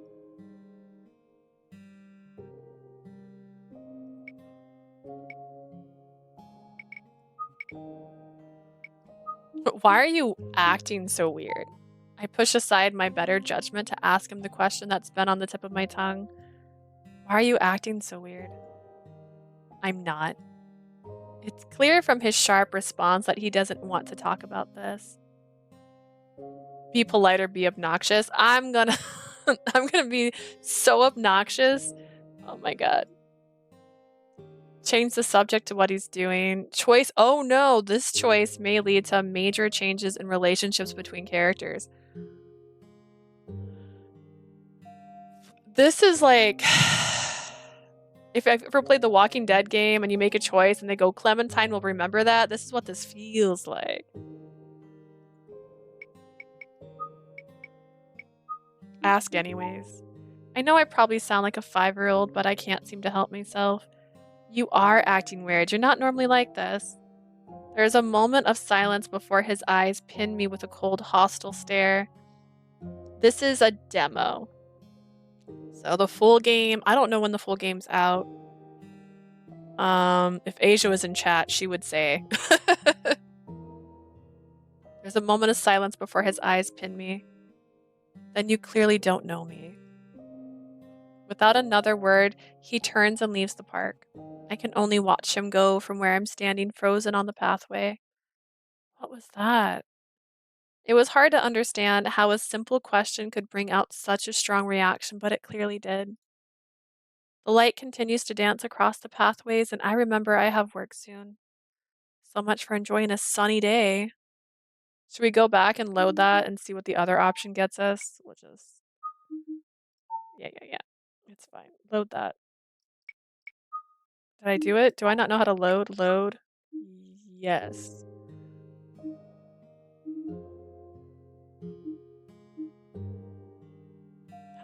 Why is there... change the subject. Definitely shouldn't push him. He looks ready to run and again. What brings you to the park? It wasn't the most eloquent transition, but fine, doesn't seem to care. Perhaps he simply didn't notice. I was taking pictures.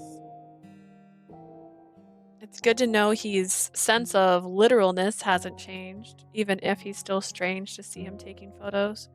That's nice. The park is a pretty good spot for pictures. You're not a... Oh, what was it? Pickle? Something pickle? Oh, God. It was something pickle, right? Oh, goodness. Something pickle.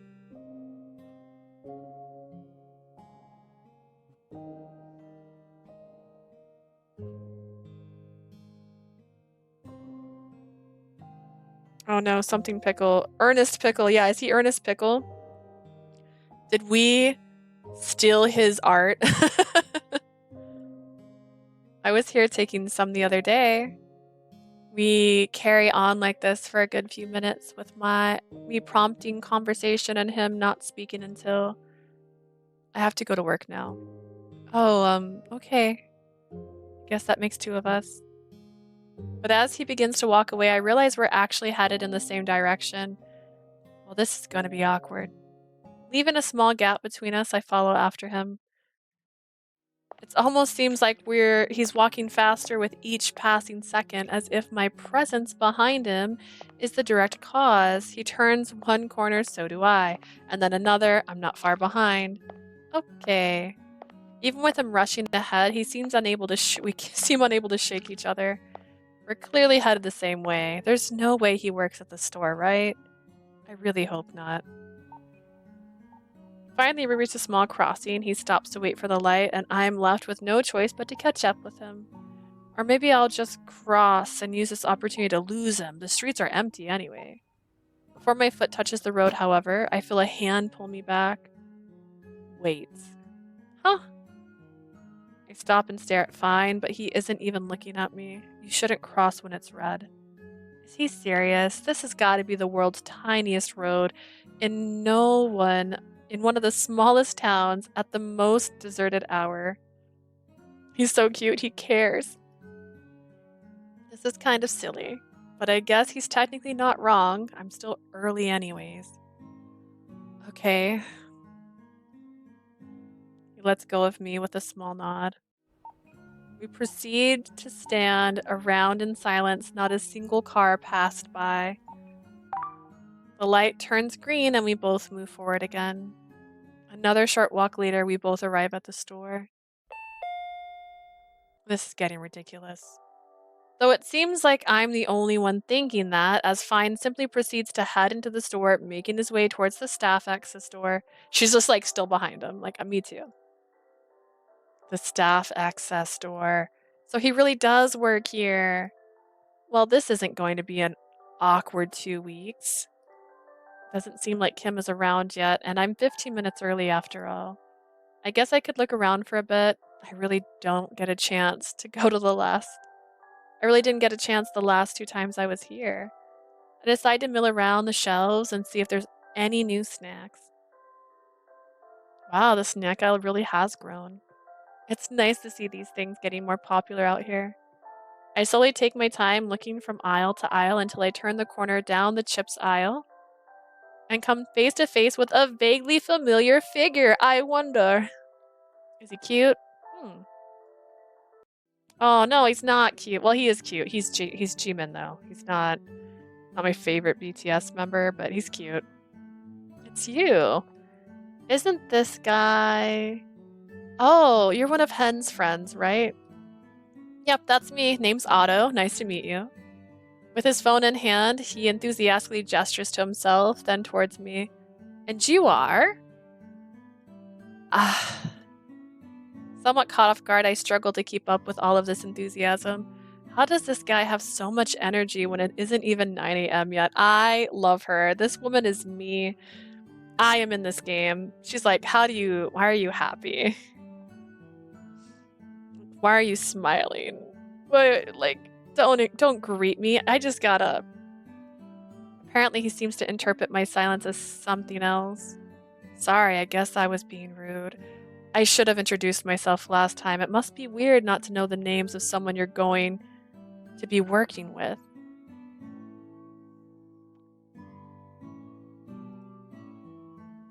The name of someone I'm working with? But Han just wouldn't tell me no matter how much I asked. Big mean guy. Wait, what do you mean? Han's a big mean guy, right? No, the other thing about you working with me, did you also work here? Oh no, this is about you being our newest hand collab partner. I was surprised too, but I didn't question the henbei. The henbei! Someone with that many followers can't be wrong about stuff like collabs. Collab. Hen. No, it's henbei. He's a bae. I got it. While both things would normally sound rather ordinary by themselves, the combination of the two triggered a nearly forgotten memory from a few days ago. Is that what he meant by collab? But what is this? I've never agreed to anything about a collab. And you have a pretty good sense of style too. I'm sure you'll make us a lot of money. Why am I supposed to be making someone else money unless... Is this his way of making me pay for his phone? That was the only thing I can think of. Okay, calm down. Let's backtrack. He mentioned followers, so this guy has to be online, right? It'd be good to know who I'm dealing with first. And maybe we can work out some other way for me to pay him. Out of contact, it sounds sus. When they first said that they were going to collab, it sounded nefarious. Like, it sounded like she was going to be the white couch situation. I felt weird for her. Sorry, 1 second. What's the name he used earlier? Henbei? Pulling out my phone to do a quick search. I do my best to sound out the name in my head and click on the first result that pops up. Your local fashion and lifestyle source for business inquiries. Here's the link. He's got a shirtless one. Oh my goodness. This is exactly like the manga I was talking about. What is that first pick? That one is my favorite. That's the first pick. He knows. He's covered in rings. Like, he looks so nice. Who's the random girl? Interesting. 1.2 million followers. What's that like? No way, this guy has a massive following. Huh, that's weird. Still focused on the screen, I respond without thinking. What's weird? You're not wearing any Agata brands. I thought all of us had to wear their things. They're always telling me listen to the sponsors, Otto, but you can't get away with it. That isn't fair. Agatha Athletics? What's this guy? This guy isn't just big. He's got massive connections. He could take care of you. That's what I'm hearing. If this is the truth, he should have more than enough money for his phone. But according to Otto, I'm in this collab with him. Is he just getting some weird kick out of me owing him? Or he meant what he said and he just wanted them to leave you alone. He's got 1.2 million followers. Imagine. I mean, I get it. He's hot. He's hot. He's got a six-pack. I have neither of those things. But I dream. I have a dream. The more I think about it, too much anxiety for me. Honestly, it's true. I had a friend who was all like, what if I rated your channel? And he's like, and suddenly you would have 100 people watching you. And it's like, and I would cry. Like, I would just cry. I would start crying. If you rated my channel with 100 people, I would cry. He's like, okay. Like, please don't do that to me. I don't know how to talk. The more I think about it, the more confused I become. But despite that, one thing comes to mind. First the job at the store and now this. Why am I never getting a choice in anything? I continue to try and make sense of the situation. I think she's confused. I think he's confused and I think she's confused. I think the reason he never said her name is because he doesn't know her name. They never introduced themselves. Two, he didn't want anything from her. He literally had her buy $20 worth of candy, $11 worth of candy, and that was it. And he was done. He never planned on seeing that girl again. They did not exchange numbers. They did not exchange anything. She's silly. How would he find you? He doesn't know you. She's like me. She's spiraling for no reason. It's exactly then that someone familiar dashes up. Hey, Otto, grab a basket. They finally restocked the extra long sour gummy strips. Oh, it's you. What are you doing here? After everything I've heard, something in his scrutinizing gaze and tone immediately set off a nerve. I don't know, Mr. Collab Partner. Otto here was just filling me in on all the details about the Agata collab that you forgot to. Really, Hen? How could you forget? That's not cool. He never meant to see you again. I must have said something right because it takes a few seconds for Hen to even respond. Hey Otto, why don't you grab some of your favorite snacks while I talk to our collab partner, my treat. Really? Sure, no backing out of that now. I'm a sucker for candy. Give me candy, I'll take it. It was hard to tell if Otto was just oblivious or putting on a happy face, but he listens to Hen's words and wanders off. Follow me for a second. He doesn't even wait for my confirmation before he walks out of the store, leaving me no choice but to follow. I had a choice. You didn't give me a choice. You could have given me a choice. I could have said, follow, get to work. We stopped a short distance away from the store and thankfully away from each other. If he still won't start the conversation, then I will. What was that? And since when was I ever part of some weird collab? How am I making you a lot of money? Oh my god, she's so confused. Nothing to say? You had plenty to say the other day. I thought you said I had to pay for the gummies and that was it for your phone. Or were you just lying the whole time? For the first time in the conversation, he finally responds, I did say that, and the gummies were enough. You were just supposed to buy me candy and go off on your merry way. I didn't even think that... Ugh. Just give me a second to think. I think we're good. You just say, I changed my mind. It's fine. He paces from left to right, all the while muttering to himself. Maybe if I just... No, I can't do that. Wait. As I watch his composure crumble, I can't help but think there might be some truth to his words. You were serious about the gummies and your phone. Of course I was. There's no point in lying about that. Then then what was all of that back there? Everything about the collab? Okay, listen. Similar to the other day, it seems like everything I've asked him about. My brain just took that whole sentence away. Similar to the other day, it seems like everything I've asked him about the collab, I get I don't get an actual response. Instead of an answer to my question, it seems like he has other things in mind. Do me a solid favor and just forget everything Otto told you. If he asks, just say that you talked to the sponsors and decided to turn down the collab.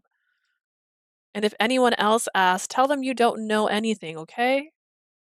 So I'm not part of this collab, and I'm not on the hook for your phone still? Of course not. So he was being honest. I guess I overreacted. I probably should apologize to him. Wait, this guy, I assume the other two with him are massive influencers. Maybe this just might be my big break. Ooh, girl, don't. No. Don't. No, no, no, no, no, no, no. No, you're fine. Go home. Go to work. Don't do that. No, no, no. No, yeah, no. No, girl, don't do that. This is not your big break. Don't use other people. Agrees to his terms. Oh, no. Oh, okay. I thought this was like agrees to his terms. What's in it for me if I don't? If I do? No, no, no, no, no, no. No, he was nice enough to not force me to pay for his phone. It doesn't feel right to do that to him. I don't know if it's a good idea to accept this deal, but everything earlier was clearly a misunderstanding. Fine. You kept your word about the phone, so I'll do it. Really? Really? Thanks. I appreciate it. His words trail off as he makes a gesture towards me as if prompting me to fill in the blanks. Is he asking for my name? This is what they do, like, mm-hmm, and you? Leah. Leah, huh? Oh, he winked. He sent a little wink my way as he tested out my name. Maybe you're not so bad after all. What did you think I was bad? I offered to compensate you for your phone. You picked the candy. I better get going though. I'll see you around. Will you? And with that, he heads back to the store to find his friend. I guess he really wasn't so bad either. Demo end, side B end. Oh, okay, okay. Oh no, okay.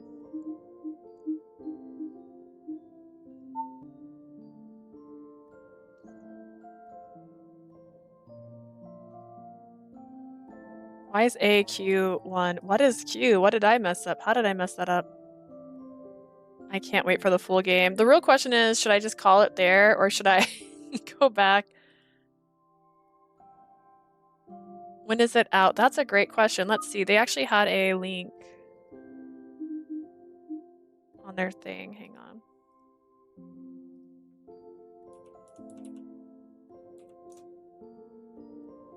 No set date yet? Okay, that sounds about right.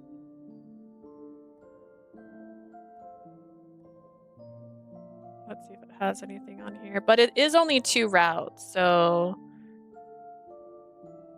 let's see.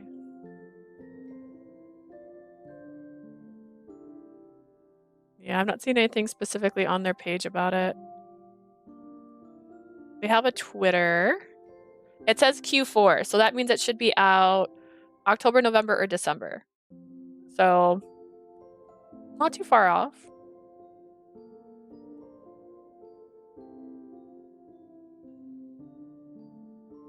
So the end of the year, we can play the full thing. I probably will just skip doing the other stuff. I would love to like keep going, but I can't finish the whole thing anyways. So we will load up our other game.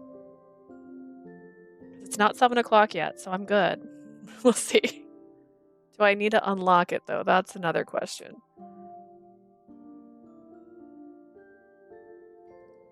Let's see.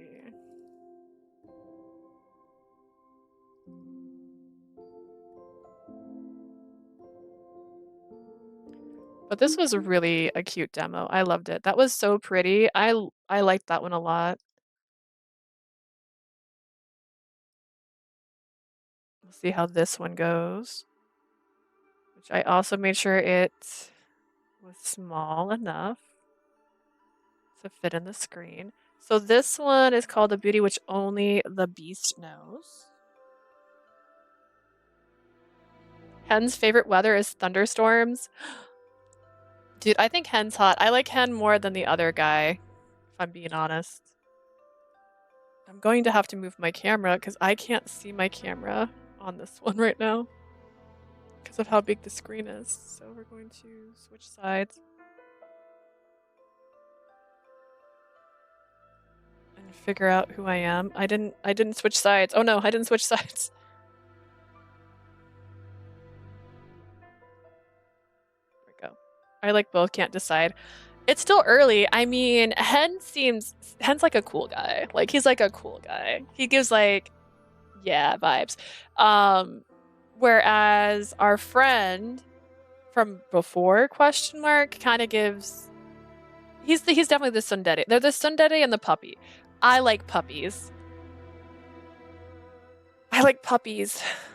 I like puppies.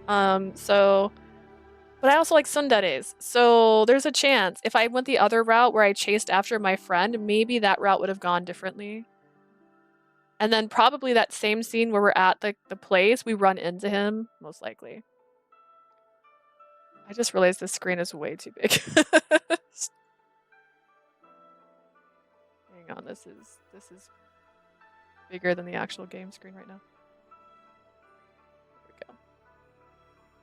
Hen is hot and charming, and Fine seems timid and cute. It's hard to say though, right? Because he also was kind of being mean to us when we first read into him again. Like he was trying to pretend he didn't know who we were. Beauty, which only the beast knows. Okay. Update our thingamabobber. There isn't a category for this one. I can't add it.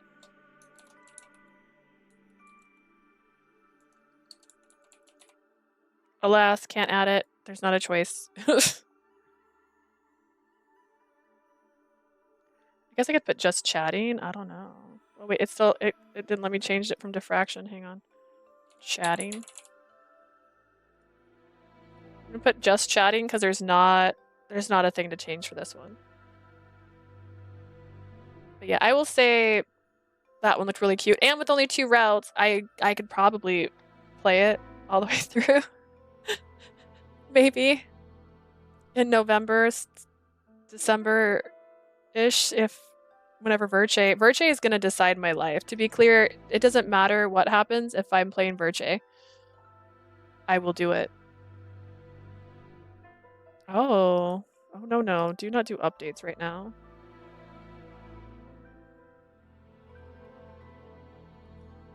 My Twitch is like, let's update. Or not Twitch. Steam is like, let's update your stuff. I'm like, please don't. I've got so much happening. If you start doing updates, it's gonna crash my computer.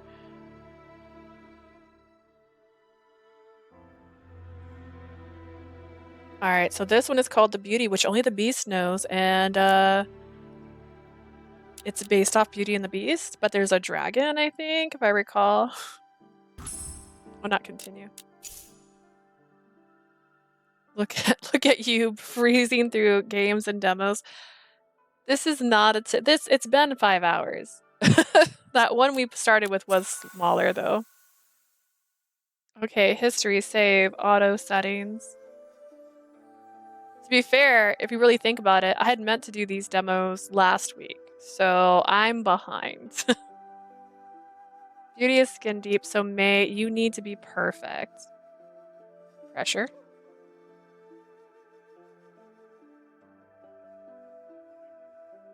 Did you hear? May's father has just been promoted to captain thanks to his daughter's selection as the crown prince's 3rd concubine. Oh no. Who would have thought of such a way to raise their ranks? How smart, how amazing. Raising such a perfect, beautiful beauty couldn't have been easy.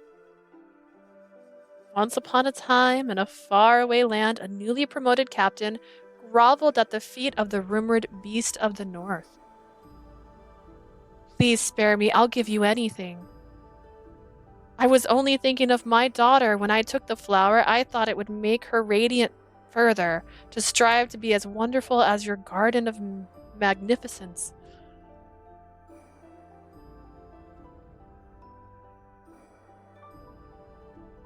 I have concerns. As wonderful as my garden. Yes, she is the loveliest woman in the kingdom, but she still wouldn't compare to your work. Eh? What does that mean, Blue? Then show me. Bring your daughter here and I will let you go.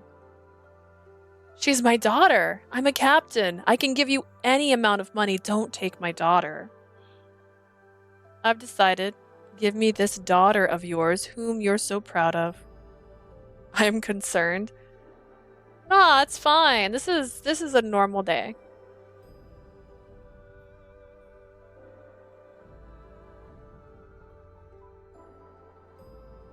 Did you hear? Why am I picturing a big lobster crab monster? It looked like a big monster crab monster. I saw it too. I was like, that doesn't look safe.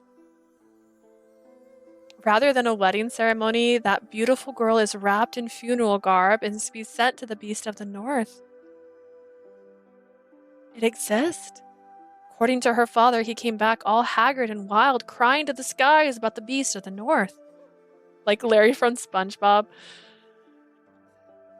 I like it. It'd be hilarious. I want a super serious story with the most unhinged romantic interest where you're like, I could never compare, and it's like Doodle Bob. Like, just like, how could I know he would ever love me? According to her father, he pled to the crown prince to fight the beast of the north and save his daughter. Hearing this mad story, the crown prince broke the engagement with his daughter and demoted him. Doodle Bob yandere. That'd be great. He's just following behind you all throughout the story. You always can see him, but he's like in pictures in the background. Like, who would have thought you could fall so quickly through the ranks? How tragic, how worthless. And now that deranged old man is sending his only daughter into the treacherous wild of the north. My, I knew we shouldn't have gone on that expedition. Who knows what's out there? We should have stayed safely within the gates of the kingdom. He is a yandere. He tries to erase you. And any guy who likes you. It's so true. Or like giving characters in not Atomi games Atomi titles. Look at this yandere, and it's just Doodle Bob. That poor girl. He didn't even go with her. Alas, that's the extent of a father's love. I haven't even seen the girl yet. It's snowing though. The horses trudging through the snow were provided by the creature. They accompanied May's father back into the kingdom and were unlike anything the people had seen. They were twice the size of an average horse and had hooves of pure black. Their shaggy hair covered them from head to toe, and their eyes and teeth barely showed through. They looked as if they were conjured by someone who only heard of an ancient esoteric description of what a horse was supposed to look like without having seen one in real life. From within the carriage, May could barely see them through the snowstorm and felt thankful that she didn't have to sit outside to drive the hearse themselves. So this is May. This is the MC of today's game. And she's sad. Which is very common for these games. They had been journeying for over 2 hours, and each time May peeked through the curtain, she was only greeted with a white screen of snow. Between the dread and the cold, May almost wished to be at the creature's castle sooner. Why delay the inevitable? At this point, isn't it just torture? Snow.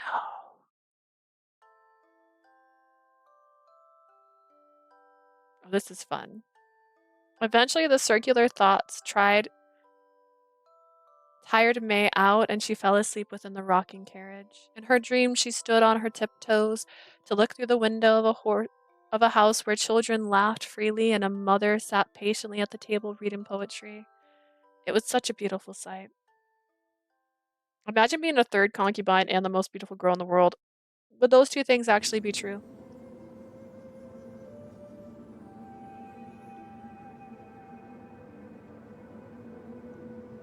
The look of terror on her face. She's got me. May jolted awake as the carriage stopped suddenly. When no movement followed after several minutes, May poked her head through the window of the carriage and was greeted by a blast of cold wind. As she shrunk back into the carriage, and the howling of the wind suddenly stopped. Instead of stopping... Okay. Instead of soft whispers filling the air, incomprehensible sounds bubbled around the carriage. Curious, May pushed open the carriage door and stepped out. I'm gonna die. May's eyes widened at the sight before her. The snowstorm had vanished and a giant structure loomed above her. She could make out detailed window archways and tile roofing carved delicately into the ice and rock. It was like nothing May had seen before. None of the architecture in the kingdom looked anything like this. Cautiously, May reached a hand out to touch the surface of the building. She had thought the ice had glazed over the top of the stone, but upon further examination, she realized the ice protruded out of the rocks, creating additional portions and room to build itself. If it could be called a building. That's certainly a cave, isn't it? Crash. May jumped from the sudden crash of the carriage onto the ground, the wooden bearings around the horse smacking into the frozen earth below. The horses had vanished, gone. Terrified. Left alone in the frozen wasteland, May felt a new wave of dread wash over her. She was truly alone, wasn't she? Left to face fate of her own, there's nothing left. She had thought that for years, but this was the first time she felt the weight of it. No one would come save her. No one would tell her when it was over. No one would forgive her. She was never wished for company as much as she did now. I've never wanted someone else here before. After all, her sin was hers alone to bear. What sin? She couldn't help wishing desperately for someone to be by her side and to her face the unforgiving cold. This is my punishment. Might as well get it over with. After all, why delay the inevitable? As if the building heard her decision, the doors to the palace unlocked with a loud clunk and creaked open.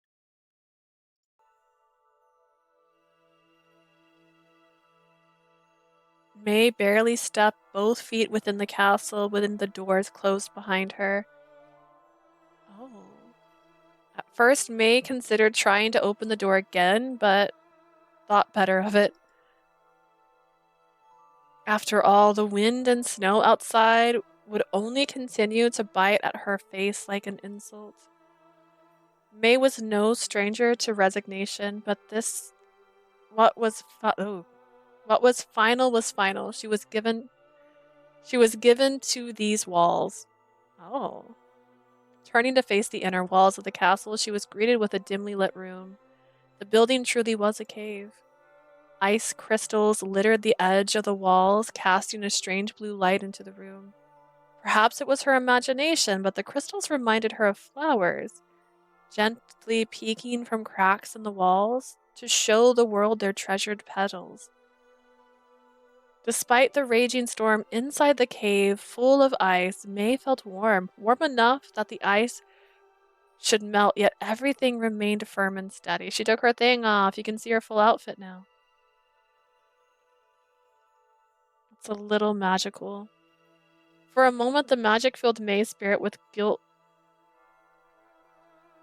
guileless wonder, but she hurried to bite it down. Her teeth ground on her bottom lip, the pain bringing her back to reality. Is anyone here? She was supposed to meet the creature who lived here, right? The creature hadn't given any instructions beyond bringing May here. The people back home were the ones who came up with theories. Perhaps May was to be a bride, and after they married, it would eat her. Might as well. It was no use guessing. The more she pondered her situation, the more she descended into an anxious stupor of unanswered questions.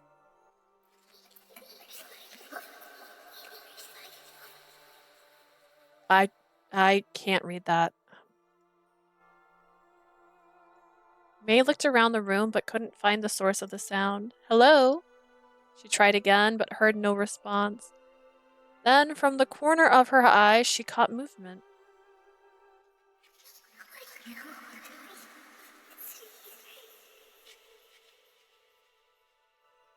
Seeing that there wasn't much else she could do, May decided to follow the wavering shadows that clung close to the walls.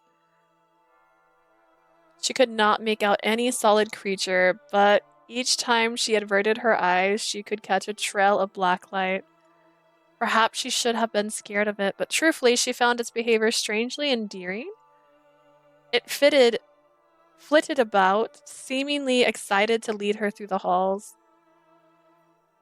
In a way, she was able to follow the creature through the palace. Corridor after corridor, hidden room past hidden room, May lost track of left from right as she followed the soft sounds and hidden shadows. Why am I following shadows? Perhaps I've gone mad. Well, if she was to be trapped with a terrifying creature, perhaps madness would make it a lot easier to swallow. A piercing light nearly blinded May as a pair of pitch-black doors opened before her. When her eyes finally adjusted, May found a garden beyond the doors. White light filtered through the room. May almost thought she was outside again. A field of crystals waved delicately in the air. Blades of translucent grass covered the floor of the room, and the cave wall appeared to reach so high up they disappeared into a flurry of clouds. This is pretty. This feels ethereal, like she's in a dead world, but like the flowers don't look real. It shouldn't be possible. Then again, nothing she had seen so far should have been possible. She would have to reevaluate her notion of the concept going forward. Further inward, bushes surrounded a magical tree. Whether those were ice or crystal, May wasn't sure, but she was kept in awe of how the branches reached for the heavens. Will climbing the tree lead outside? Perhaps not, since it wasn't cold within this garden at all. They do be whispering up in here. The whispers again. Are you happy about that? You shouldn't be happy about that. We can see the forest and the trees better now. Flowers. This time, no matter where she looked, she could not catch any trail of the shadows that accompanied the sound. Since it led me here, I should look around. Ooh, what do I want to do?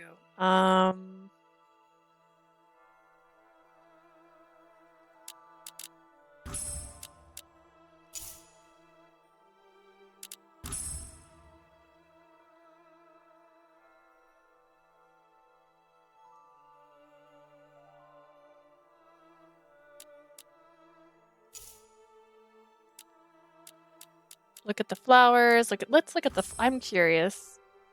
A path of bricks was laid out in the garden to allow walking through without crushing any of the flowers underfoot. May crouched down to get a better look at the ice flowers growing and waving impossibly at her. They really are ice. Pressing her finger against the stem of one such flower, she found it slippery and cold. However, upon attempting to twist the stem, it bent and took effort to snap like a real flower. Are you really gonna... You got sent here because your dad stole a flower. I'd rather you didn't do that. Hearing the warning, May released the flower and jumped to her feet. Hello. No one answered her.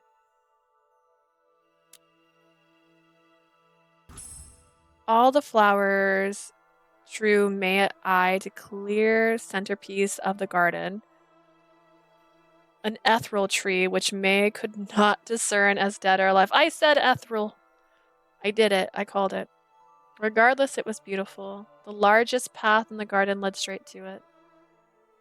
The light that passed through the tree was refracted into the iridescence of the rainbow, which reflected off the surrounding ice. Back and forth, they made a beautiful pattern of color around the tree. As she approached, she noticed crystal orbs hanging from the tips of the tree branches. Fruit? Feeling unsettled that she could no longer find the shadow that accompanied her, May tried to look for it as she walked along the garden path. But even after several minutes, she neither heard nor saw it. I could have imagined it, could I?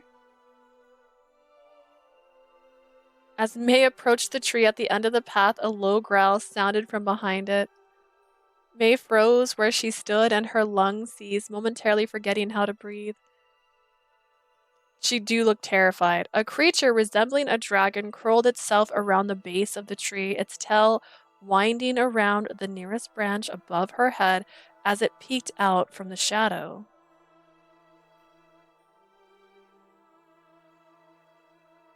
Oh my. It was nothing like the regal carvings of dragons she had seen on display in the palace halls back home. There was something cold and menacing about the creature crouching before her.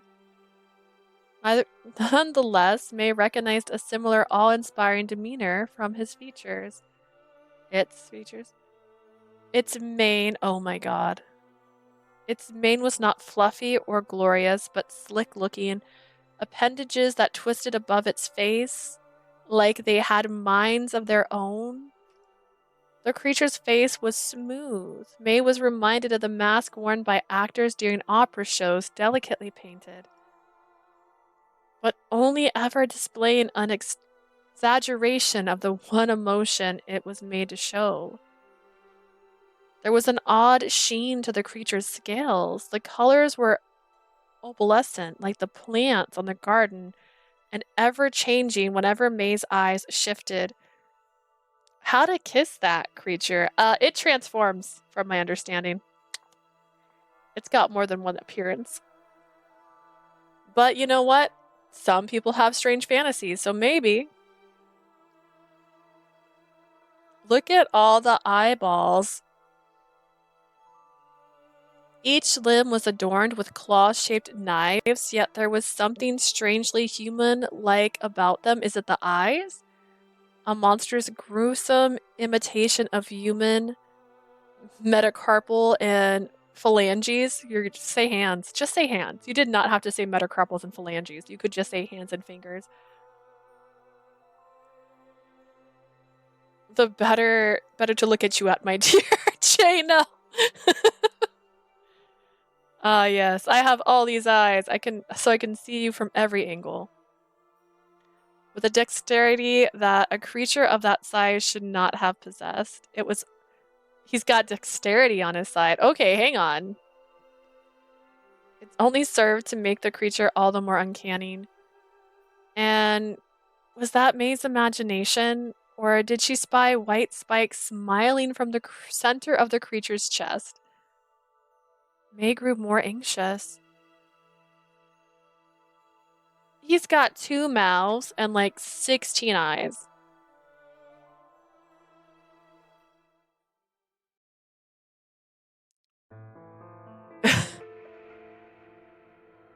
Are you trying to scare the girl? I don't think you should have all your mouths opened right now.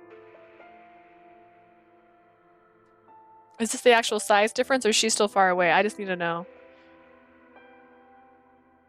The creature breathed out, its hot breath frosting the air as its jaw opened. The edge of its mouth cut down deep into its collarbone and displayed rows of sharp teeth. What are you doing? Nothing. Watching TV on the side, reading, doing 10 other things with his many pairs of eyes. That's... You know what?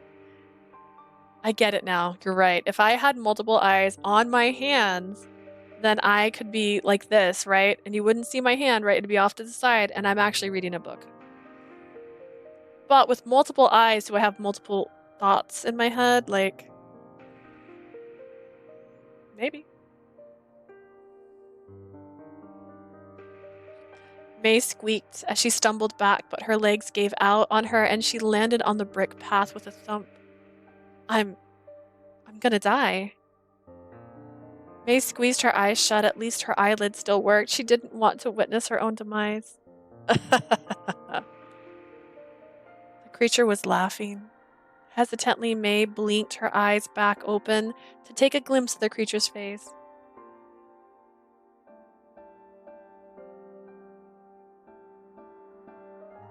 Not gonna lie, May looks kind of unhinged. Yeah, I would say the eyes have too much eyeliner around them, and the facial expressions are a little extreme. So in an Otome game we would normally play, we would see her and go, this is the crazy person that's going to try and kill us, isn't it? But you know, the crazy person that tries to kill you in an Otome game deserves love too.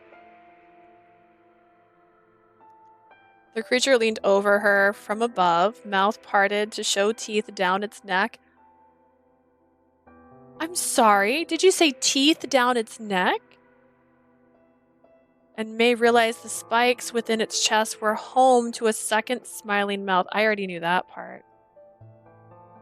Terror gripped May once again, but all she could do was avert her eyes and stare at the ground instead. She always thought herself to be foolish, bowing her head down whenever fear immobilized her, but she never found another way to be. No way to run, no way to hide, no way to avoid what fate had brought her. Your father said you're beautiful. Am I?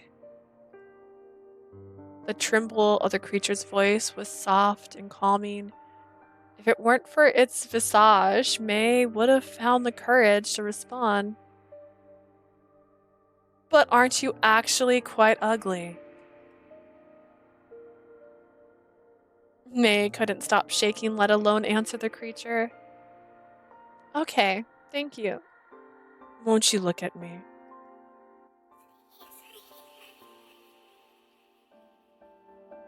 Oh. Then I'll leave her in your care. I don't want to terrorize her any further. Look at his tongue. What is he doing?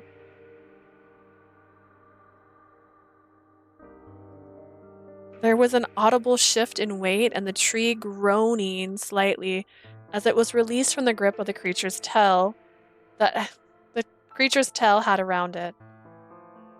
Silence. No breathing. No heavy footprints. Finally, daring to look up again, she found that she was alone. The creature had disappeared without another sound. May remained on the ground for a while longer, struggling to calm her heart down. As she found the strength to stand again, she wondered once more why she was still alive. Why did the creature leave me without doing anything other than saying a few words? He called you ugly, girl. Feel offended. After all, why delay the inevitable? Returning to the main castle interior, May found herself wandering through the halls again.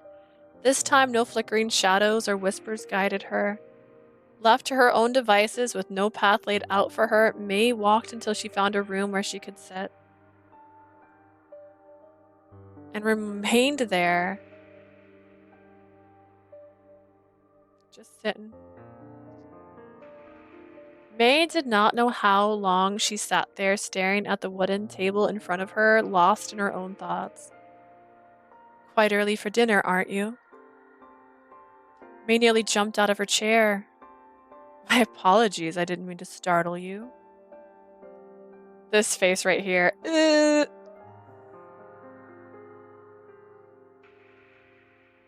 If you're Asia and like meanies, Asia actually recommended this demo, so this demo was recommended by Asia.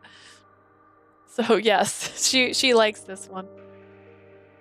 Do you still refuse to talk to me? She's like, look, I'm sick. It's not that I refuse. She simply couldn't get the muscles in her jaw and tongue to move in the form of words. The creature knelt by the table, legs tucked under itself in a way that reminded May of a cat. This tongue is disturbing, sir. Despite this, the creature was still at a good height to eat on the table. May was given the distinct feeling that the creature was very human and yet very obviously not. Nothing I can do about that. Let's see. May sat unmoving. She could not fathom what he was asking of her when there was no meal on the table and even utensils with which to dine. Eat. May blinked as she realized. At the realization passed through her. This was it, the moment she had been waiting for. The creature had had enough of playing with its food and was finally going to eat her. Yes, sir. His eyes widened. He was shooketh for just a second there. The words that left her mouth were shaky, but her lips stiffened into a smile, compulsively. Ah, so you're not mute. Oh, It wasn't my intention to remain silent. I hope dinner will be to your liking. My liking?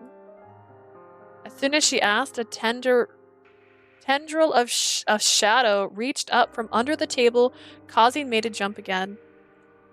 It wrapped its hand around a bowl of rice, which is placed in front of her. Say less, I'll eat it, let's go. Then the placing of several glass tableware alerted her to other dishes being placed a little further away, just far enough for May to reach with a pair of chopsticks. On the other side, May caught the trails of shadows ducking back under the table as food was placed in front of the creature as well. He's being served something different. I don't really know human recipes, but this is based on what knowledge I've collected over the years. May looked at the food laid out before her. They were simple but well-cooked dishes, braised vegetables, lightly seasoned chicken, and thinly chopped pork. They were dishes that even May could make in the kitchen. May remained silent like this man. As the creature started eating its food, its strange claws indeed functioning just as human hands would. The creature definitely used its chopsticks to pick food into its own bowl. Is something wrong? You keep staring at me. The creature definitely used its chopsticks to pick food up into its own bowl. Back to the silent treatment already. I thought you'd eat me. I could do that if that's what you want. Nothing to say to that either. Normally this is when people beg me not to. Many questions flew through May's mind as the creature's words. Did it interact with humans often? Was she one of many? Was this how it learned how to speak in her language? And most of all, when was the creature planning to eat her? Like, is it tea time? Like, young lady, I've been told that you were a beauty, but all I've seen is your ugliness. May hunched over, head bowed, so the creature couldn't see her panic as the words spilled out. My apologies, I didn't mean to be rude. Thank you very much for this meal. The words shot out like ammunition. They had been over-practiced and reflexive, and only after saying them did May remember where she was. The creature snorted but didn't reply. She remained silent as the room filled with the sounds of the creature eating. Internally, May felt sick to her stomach. The creature was right, she was ugly. I see. We're talking about true beauty here, the beauty on the inside. I get it. After the meal, which was mostly eaten in silence, the creature left her in the care of whispering shadows again. They led her through the halls of the cave once more, but this time stopped at a bedroom. This is not a bedroom. The bedroom she arrived at was another windowless cave room. And she got into bed. May made herself comfortable under the sheet, perhaps a little too comfortable. The unsettling feeling of the creature being far too human or knowing how to be human crept back into the forefront of her mind. For a beast, it was surprisingly dignified. Perhaps May wasn't used to others taking her into consideration, but when she thought back to the meal and the creature's unexpected soft voice, she could almost make its behaviors as kindness. Mistake. It was certainly warmer to her than anyone had been in a long time. But that wasn't right. The creature was not human. No matter how attentive it acted, it was just an act. After all, what human would purposely cage another human like this? No, only a beast would be capable of such a thing. Okay, you've never seen people in cages anywhere? Okay. May tossed and turned for several minutes, the same thoughts swirling in her head before setting up again, unable to calm herself for sleep. What is this circle in the background, actually? That's so weird. Standing and slipping into her shoes, May left the bedroom. She's got a fancy outfit. May didn't know where she was going. She simply followed the hallway and all its twists and turns. The only thing accompanying her was the occasional flicker of the glowing ice. She walked and walked, part of her wondering if she should be doing this. Maybe she should return to her room after all. Oh. That's when she realized it didn't matter. She didn't remember how to get back there. May was completely lost with no way to return to her room. So there's just one path ahead of me.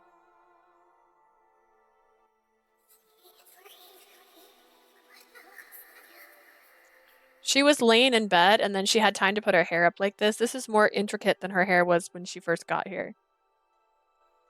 The soft whispers came so sudden that May didn't notice until she was much further along. The shadows curled under the ice, waiting for her. I didn't notice you. I'm sorry, I can't understand what you're saying. But I'm not running away, I just couldn't sleep.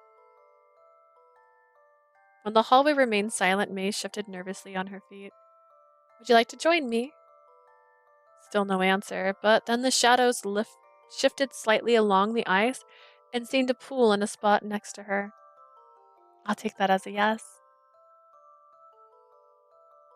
May walked through more hallways, this time with the shadows flickering by her side.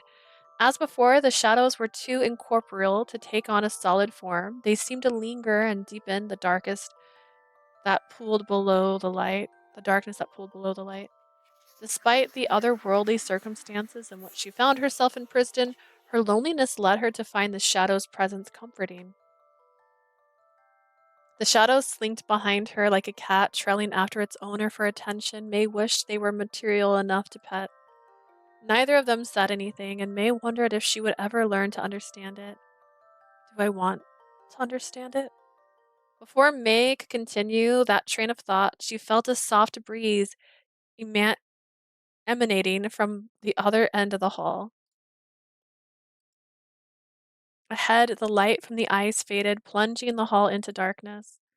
Beside her, the shadows flickered anxiously. Is something there? What returned was a soft growl. The ice hanging close to the darkness suddenly burst, slivers of crystal clinking to the ground. The shadows flickered around her violently, now urging her to move. What?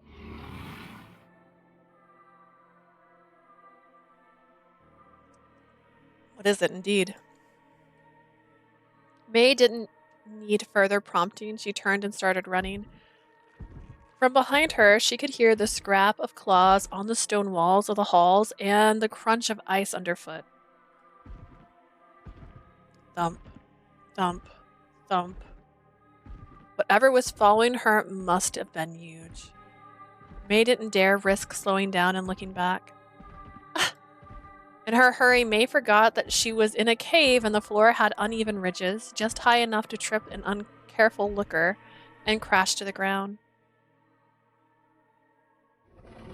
May shivered as she felt the monster's blow of breath over her back and neck. Not daring to look behind her, May squeezed her eyes shut and braced herself. What was she running away from? What happened to all that talk about the inevitable? It's okay. It's okay. This is the end.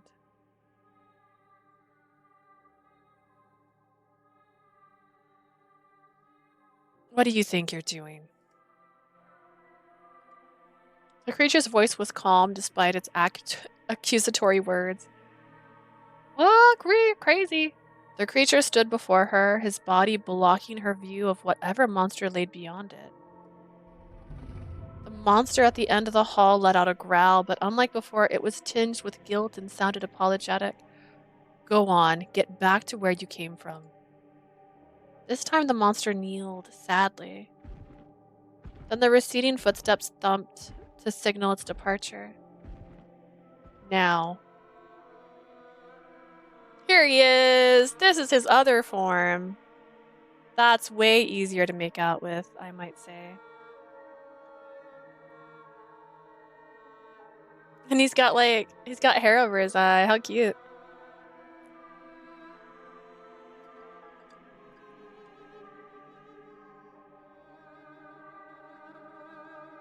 The creature turned to face May and, are you all right? Is she in, what's that blushing for?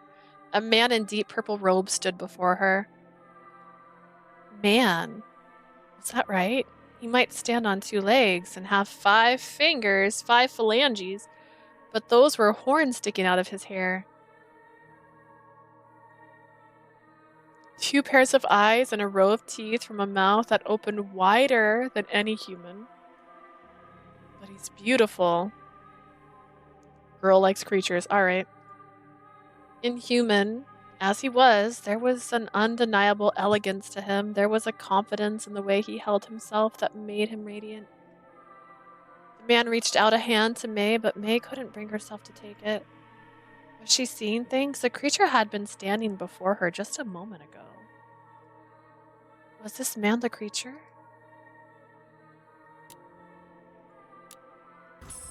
I mean... Okay, I'm seeing things. Listen, he's got the horns. He's got 2 pairs of eyes. He stuck his tongue out earlier. It's gotta be him, right? The creature was too large to simply vanish from her eyes, so he had to be the creature. Besides, there were a number of things about this man that resembled her host, like the iridescent sheen of the creature's tendrils and the color of his robes matching the creature's fur and scales. Not to mention the similar eye shapes and the row of jutted teeth extending to his ear. Hesitantly, May took the man's hand and stood. I'm fine. What was that? Just one of the palace residents. Don't worry, it won't come back. Residents? Do many others live here? Something like that, but they don't normally come this far. I'm not sure I like what's being implied right now. May shivered at the thought, involuntary. She wasn't alone. She would never be, for better or worse. Why are you here? I thought you had retired to your room for the night. I couldn't sleep, so I went on a walk. But I got lost. My apologies. I'll provide a map for you tomorrow to all the places that you need to know as you live here. If your house is so big you need a map, we got problems. For now, let me walk you back to your room. The creature began walking down the hall and May followed. May could not help feeling a sense of relief as she followed the man. Perhaps she yearned for the comfort of humanity much more than she thought she did. She didn't want to let go of it so easily. May swallowed. It's not as though I have to let go of my humanity. Shyly, she glanced at the creature's back. From this view, she could pretend he was human. She could pretend. A moment of silence passed between them as they walked through the hallways. Unable to bear the quiet, May finally asked the question that had been on her mind. What do you plan to do with me? Will you eat me? Only if you want me to. Yay! Only if you want me to. That's the best answer. You said something like that before, too, at dinner. Why would you? She trailed off, biting her lip and directing her eyes to the ground. She should not have spoken so boldly to a host. That was rule number 1. Much less against one who could swallow her whole for her disrespect. But the creature did not bite nor frown or even yell at her as her father might have back home. Instead, it laughed, a high, bright sort of sound, clear as a bell. It made her stomach twist in an unfamiliar way.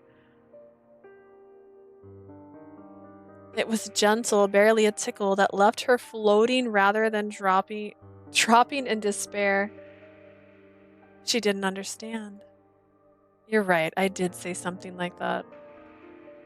Abruptly, the creature paused in the middle of their walk, and May had to adjust quickly so as not to stumble into him. He turned briefly to look at her eyes. I only said it because it's true. The creature turned and continued leading May on their walk, but otherwise, I don't have anything in mind. Then why did you ask for me? Your father said you were beautiful, so I wanted to see you with my own eyes. But you said yourself that I was ugly, so why did you still keep me here? You think because I find you ugly, I'd send you away?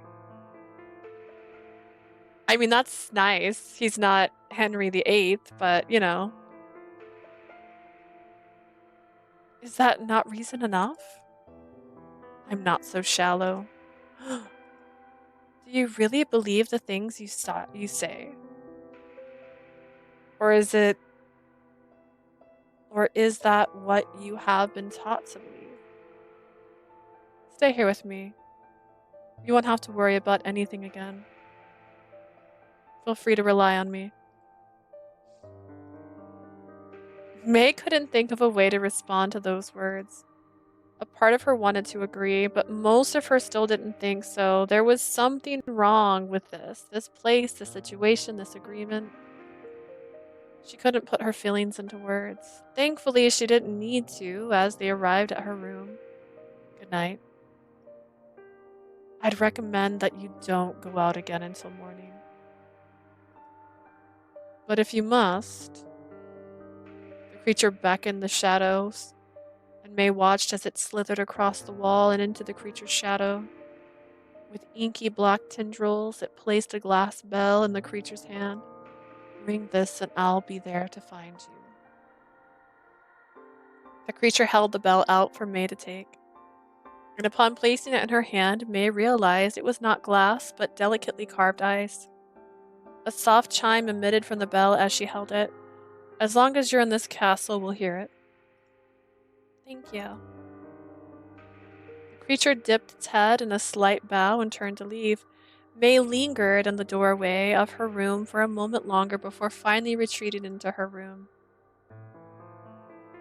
Left to her own devices, again, May couldn't help letting thoughts wander as she crawled into bed for the second time that night. Jan. The name that passed through her lips was an old one. She had not thought of him in the longest time. Why did I think of him?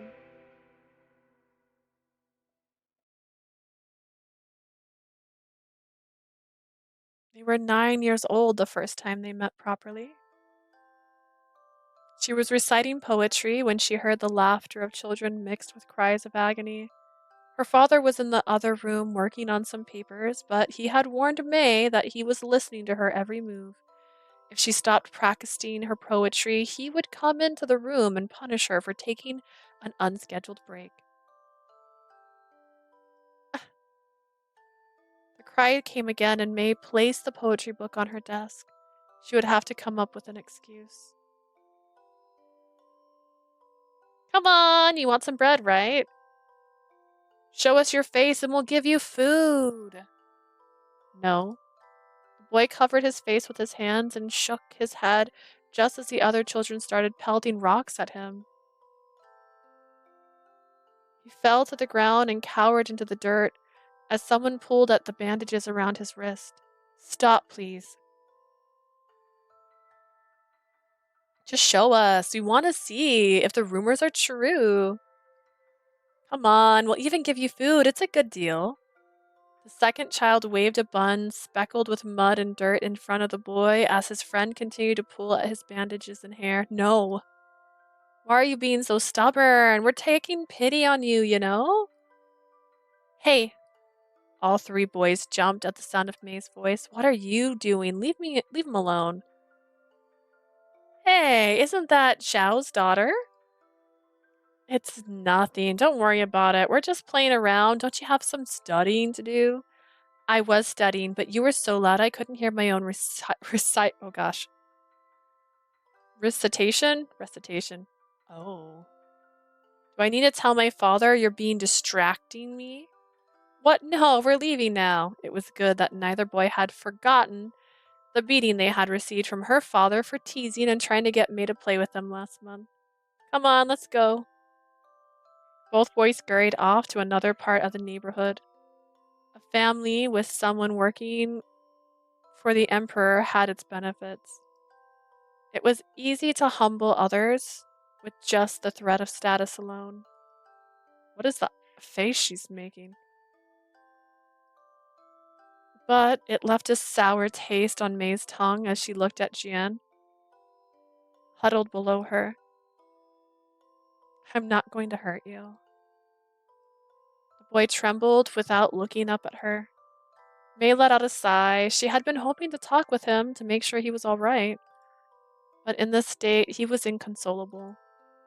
Instead, May reached into the pocket of her sleeve and pulled out a pork bun she had been sneaked from the kitchen. Here.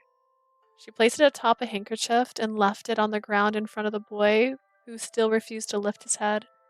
This is from our kitchen. It's clean and safe to eat. No response.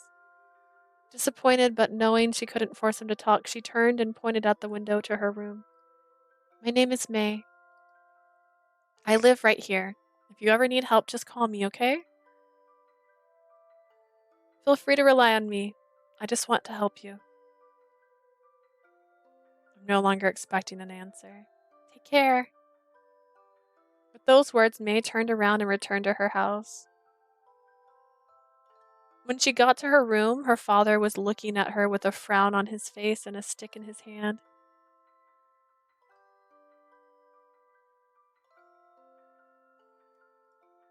I'm just like him, aren't I? To think the words she had said back then would mirror the very words the creature said to her this evening. What a coincidence! I wonder how he felt being protected like that.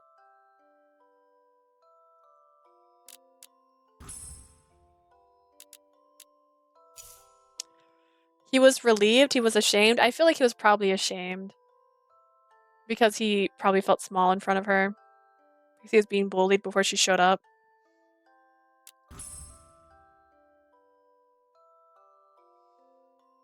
Did she have a mark on her forehead earlier?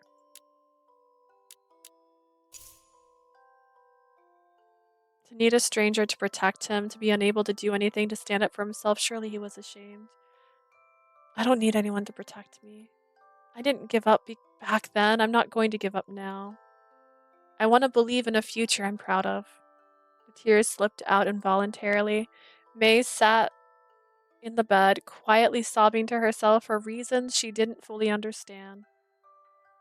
Was she angry at her situation? Was she sad about the state of affairs? Much like the rest of her heart, she could not decipher her feelings, especially when they came to the forefront like this. Between the continuous exhaustion of wiping tears and taking deep, shuddering breaths, sleep finally found her within the creature's palace of stone and ice. Interesting. Well, we did get a meetup. All right, thank you for playing the demo. Please look forward to the full release. That was a shorter demo. A little sad, but that one's also a coming soon game.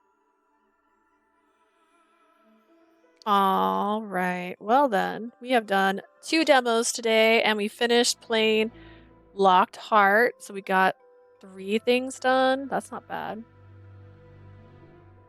That was short. Yeah, that was short. I didn't think it'd be that short, honestly. It's not even 7 still. I was thinking it was going to be like an hour.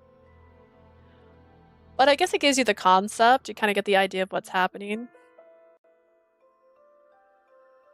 I mean, if I stop now, hear me out. I can take a short break, see if we're doing stuff. If we're not doing stuff, then I can just play Princess Peach.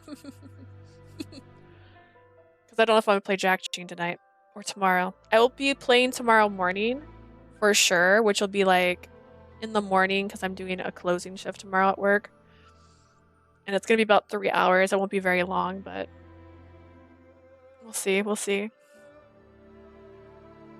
Out of everything, I will say Refraction is my favorite from the demos I've tried out so far. Plus, Touchstar was glorious. Princess Peach, yes. I need to play it. I want to play more. I'm on the 3rd floor. I don't know how many floors there are. Actually, let me Google that. How many floors?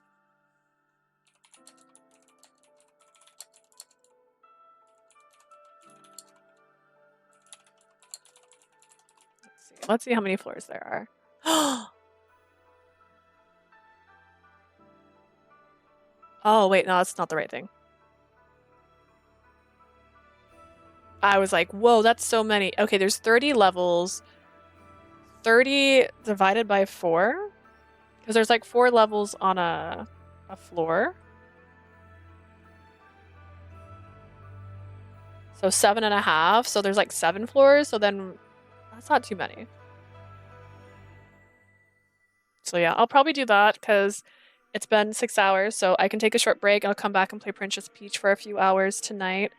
And then tomorrow I'll play probably Jack and Jean, since I want to try and get to at least one route. I don't know. I don't know if I'll be able to stream that entire game because it was weighing on me when I first played it. I was getting so disheartened because it was playing so different from a normal Otome game, which a lot of people like, but it really feels like one of those Otome games where I'd be skipping a lot. Like I'd be fast forwarding through so much. I just didn't like going to class and then going to the play and then reciting the same stuff from the class and then in the play. It was too much. I haven't seen much of Jack Sheen, so I haven't been sold by it. So many people love it so much, which is why I'm like, dude, I just need to keep playing. Like I hear so much good stuff. It's just the way it's structured is so different than what I'm used to, and it's still very long. Like I haven't, technically speaking, I have played that game over 10 hours now, and I still don't have a route. Like technically, because you don't get onto a route until like the 3rd one. I saw that it was a top game, so it got me curious. Literally, Access like got an award for it, I think, like about how popular Jack Jean was. And I was like, that's crazy. Why don't I like it more? I want to like it more. Yeah, it's almost 6:30, so I might pop back in about 7 o'clock. If I don't pop back in at 7 o'clock, that probably just means we had plans. But I don't know. I haven't seen my family. They're in other rooms right now. One of them usually pops in and says hi before now, so I'd usually kind of have an idea. But yes, thank you for joining me today. If you're seeing this outro and you're like, huh, this outro sounds familiar, it's because I am spliced 3 games that I streamed at one time into 3 different posts. So I'm using the same outro. So if you're watching Locked Heart, hey, I just finished Locked Heart completely 100%ed it. If you've watched the Refraction demo, we tried out the Refraction demo, and that game is coming out later this year. And if you've watched us play The Beauty, which only the Beast knows, I actually don't know when that one's coming out. But that was the last demo we tried out. So thank you so much for joining me today. I hope you have a lovely time. If you're watching this on YouTube, I stream on Twitch about 3 times a week. And if you're watching this on Twitch, as always, I upload all the VODs onto YouTube, so you can check them out there later. But we just became affiliated, so they now last 14 days on Twitch. So we have longer to watch them on Twitch, which is great. And I love it. Thank you guys so much. I hope you have a lovely day. Bye, Blue. Bye, Ray. Bye, Jay. Bye, Asia. There was other people who stopped by. I'm so sorry. I forgot everybody's names right now. Have a lovely day. Bye-bye.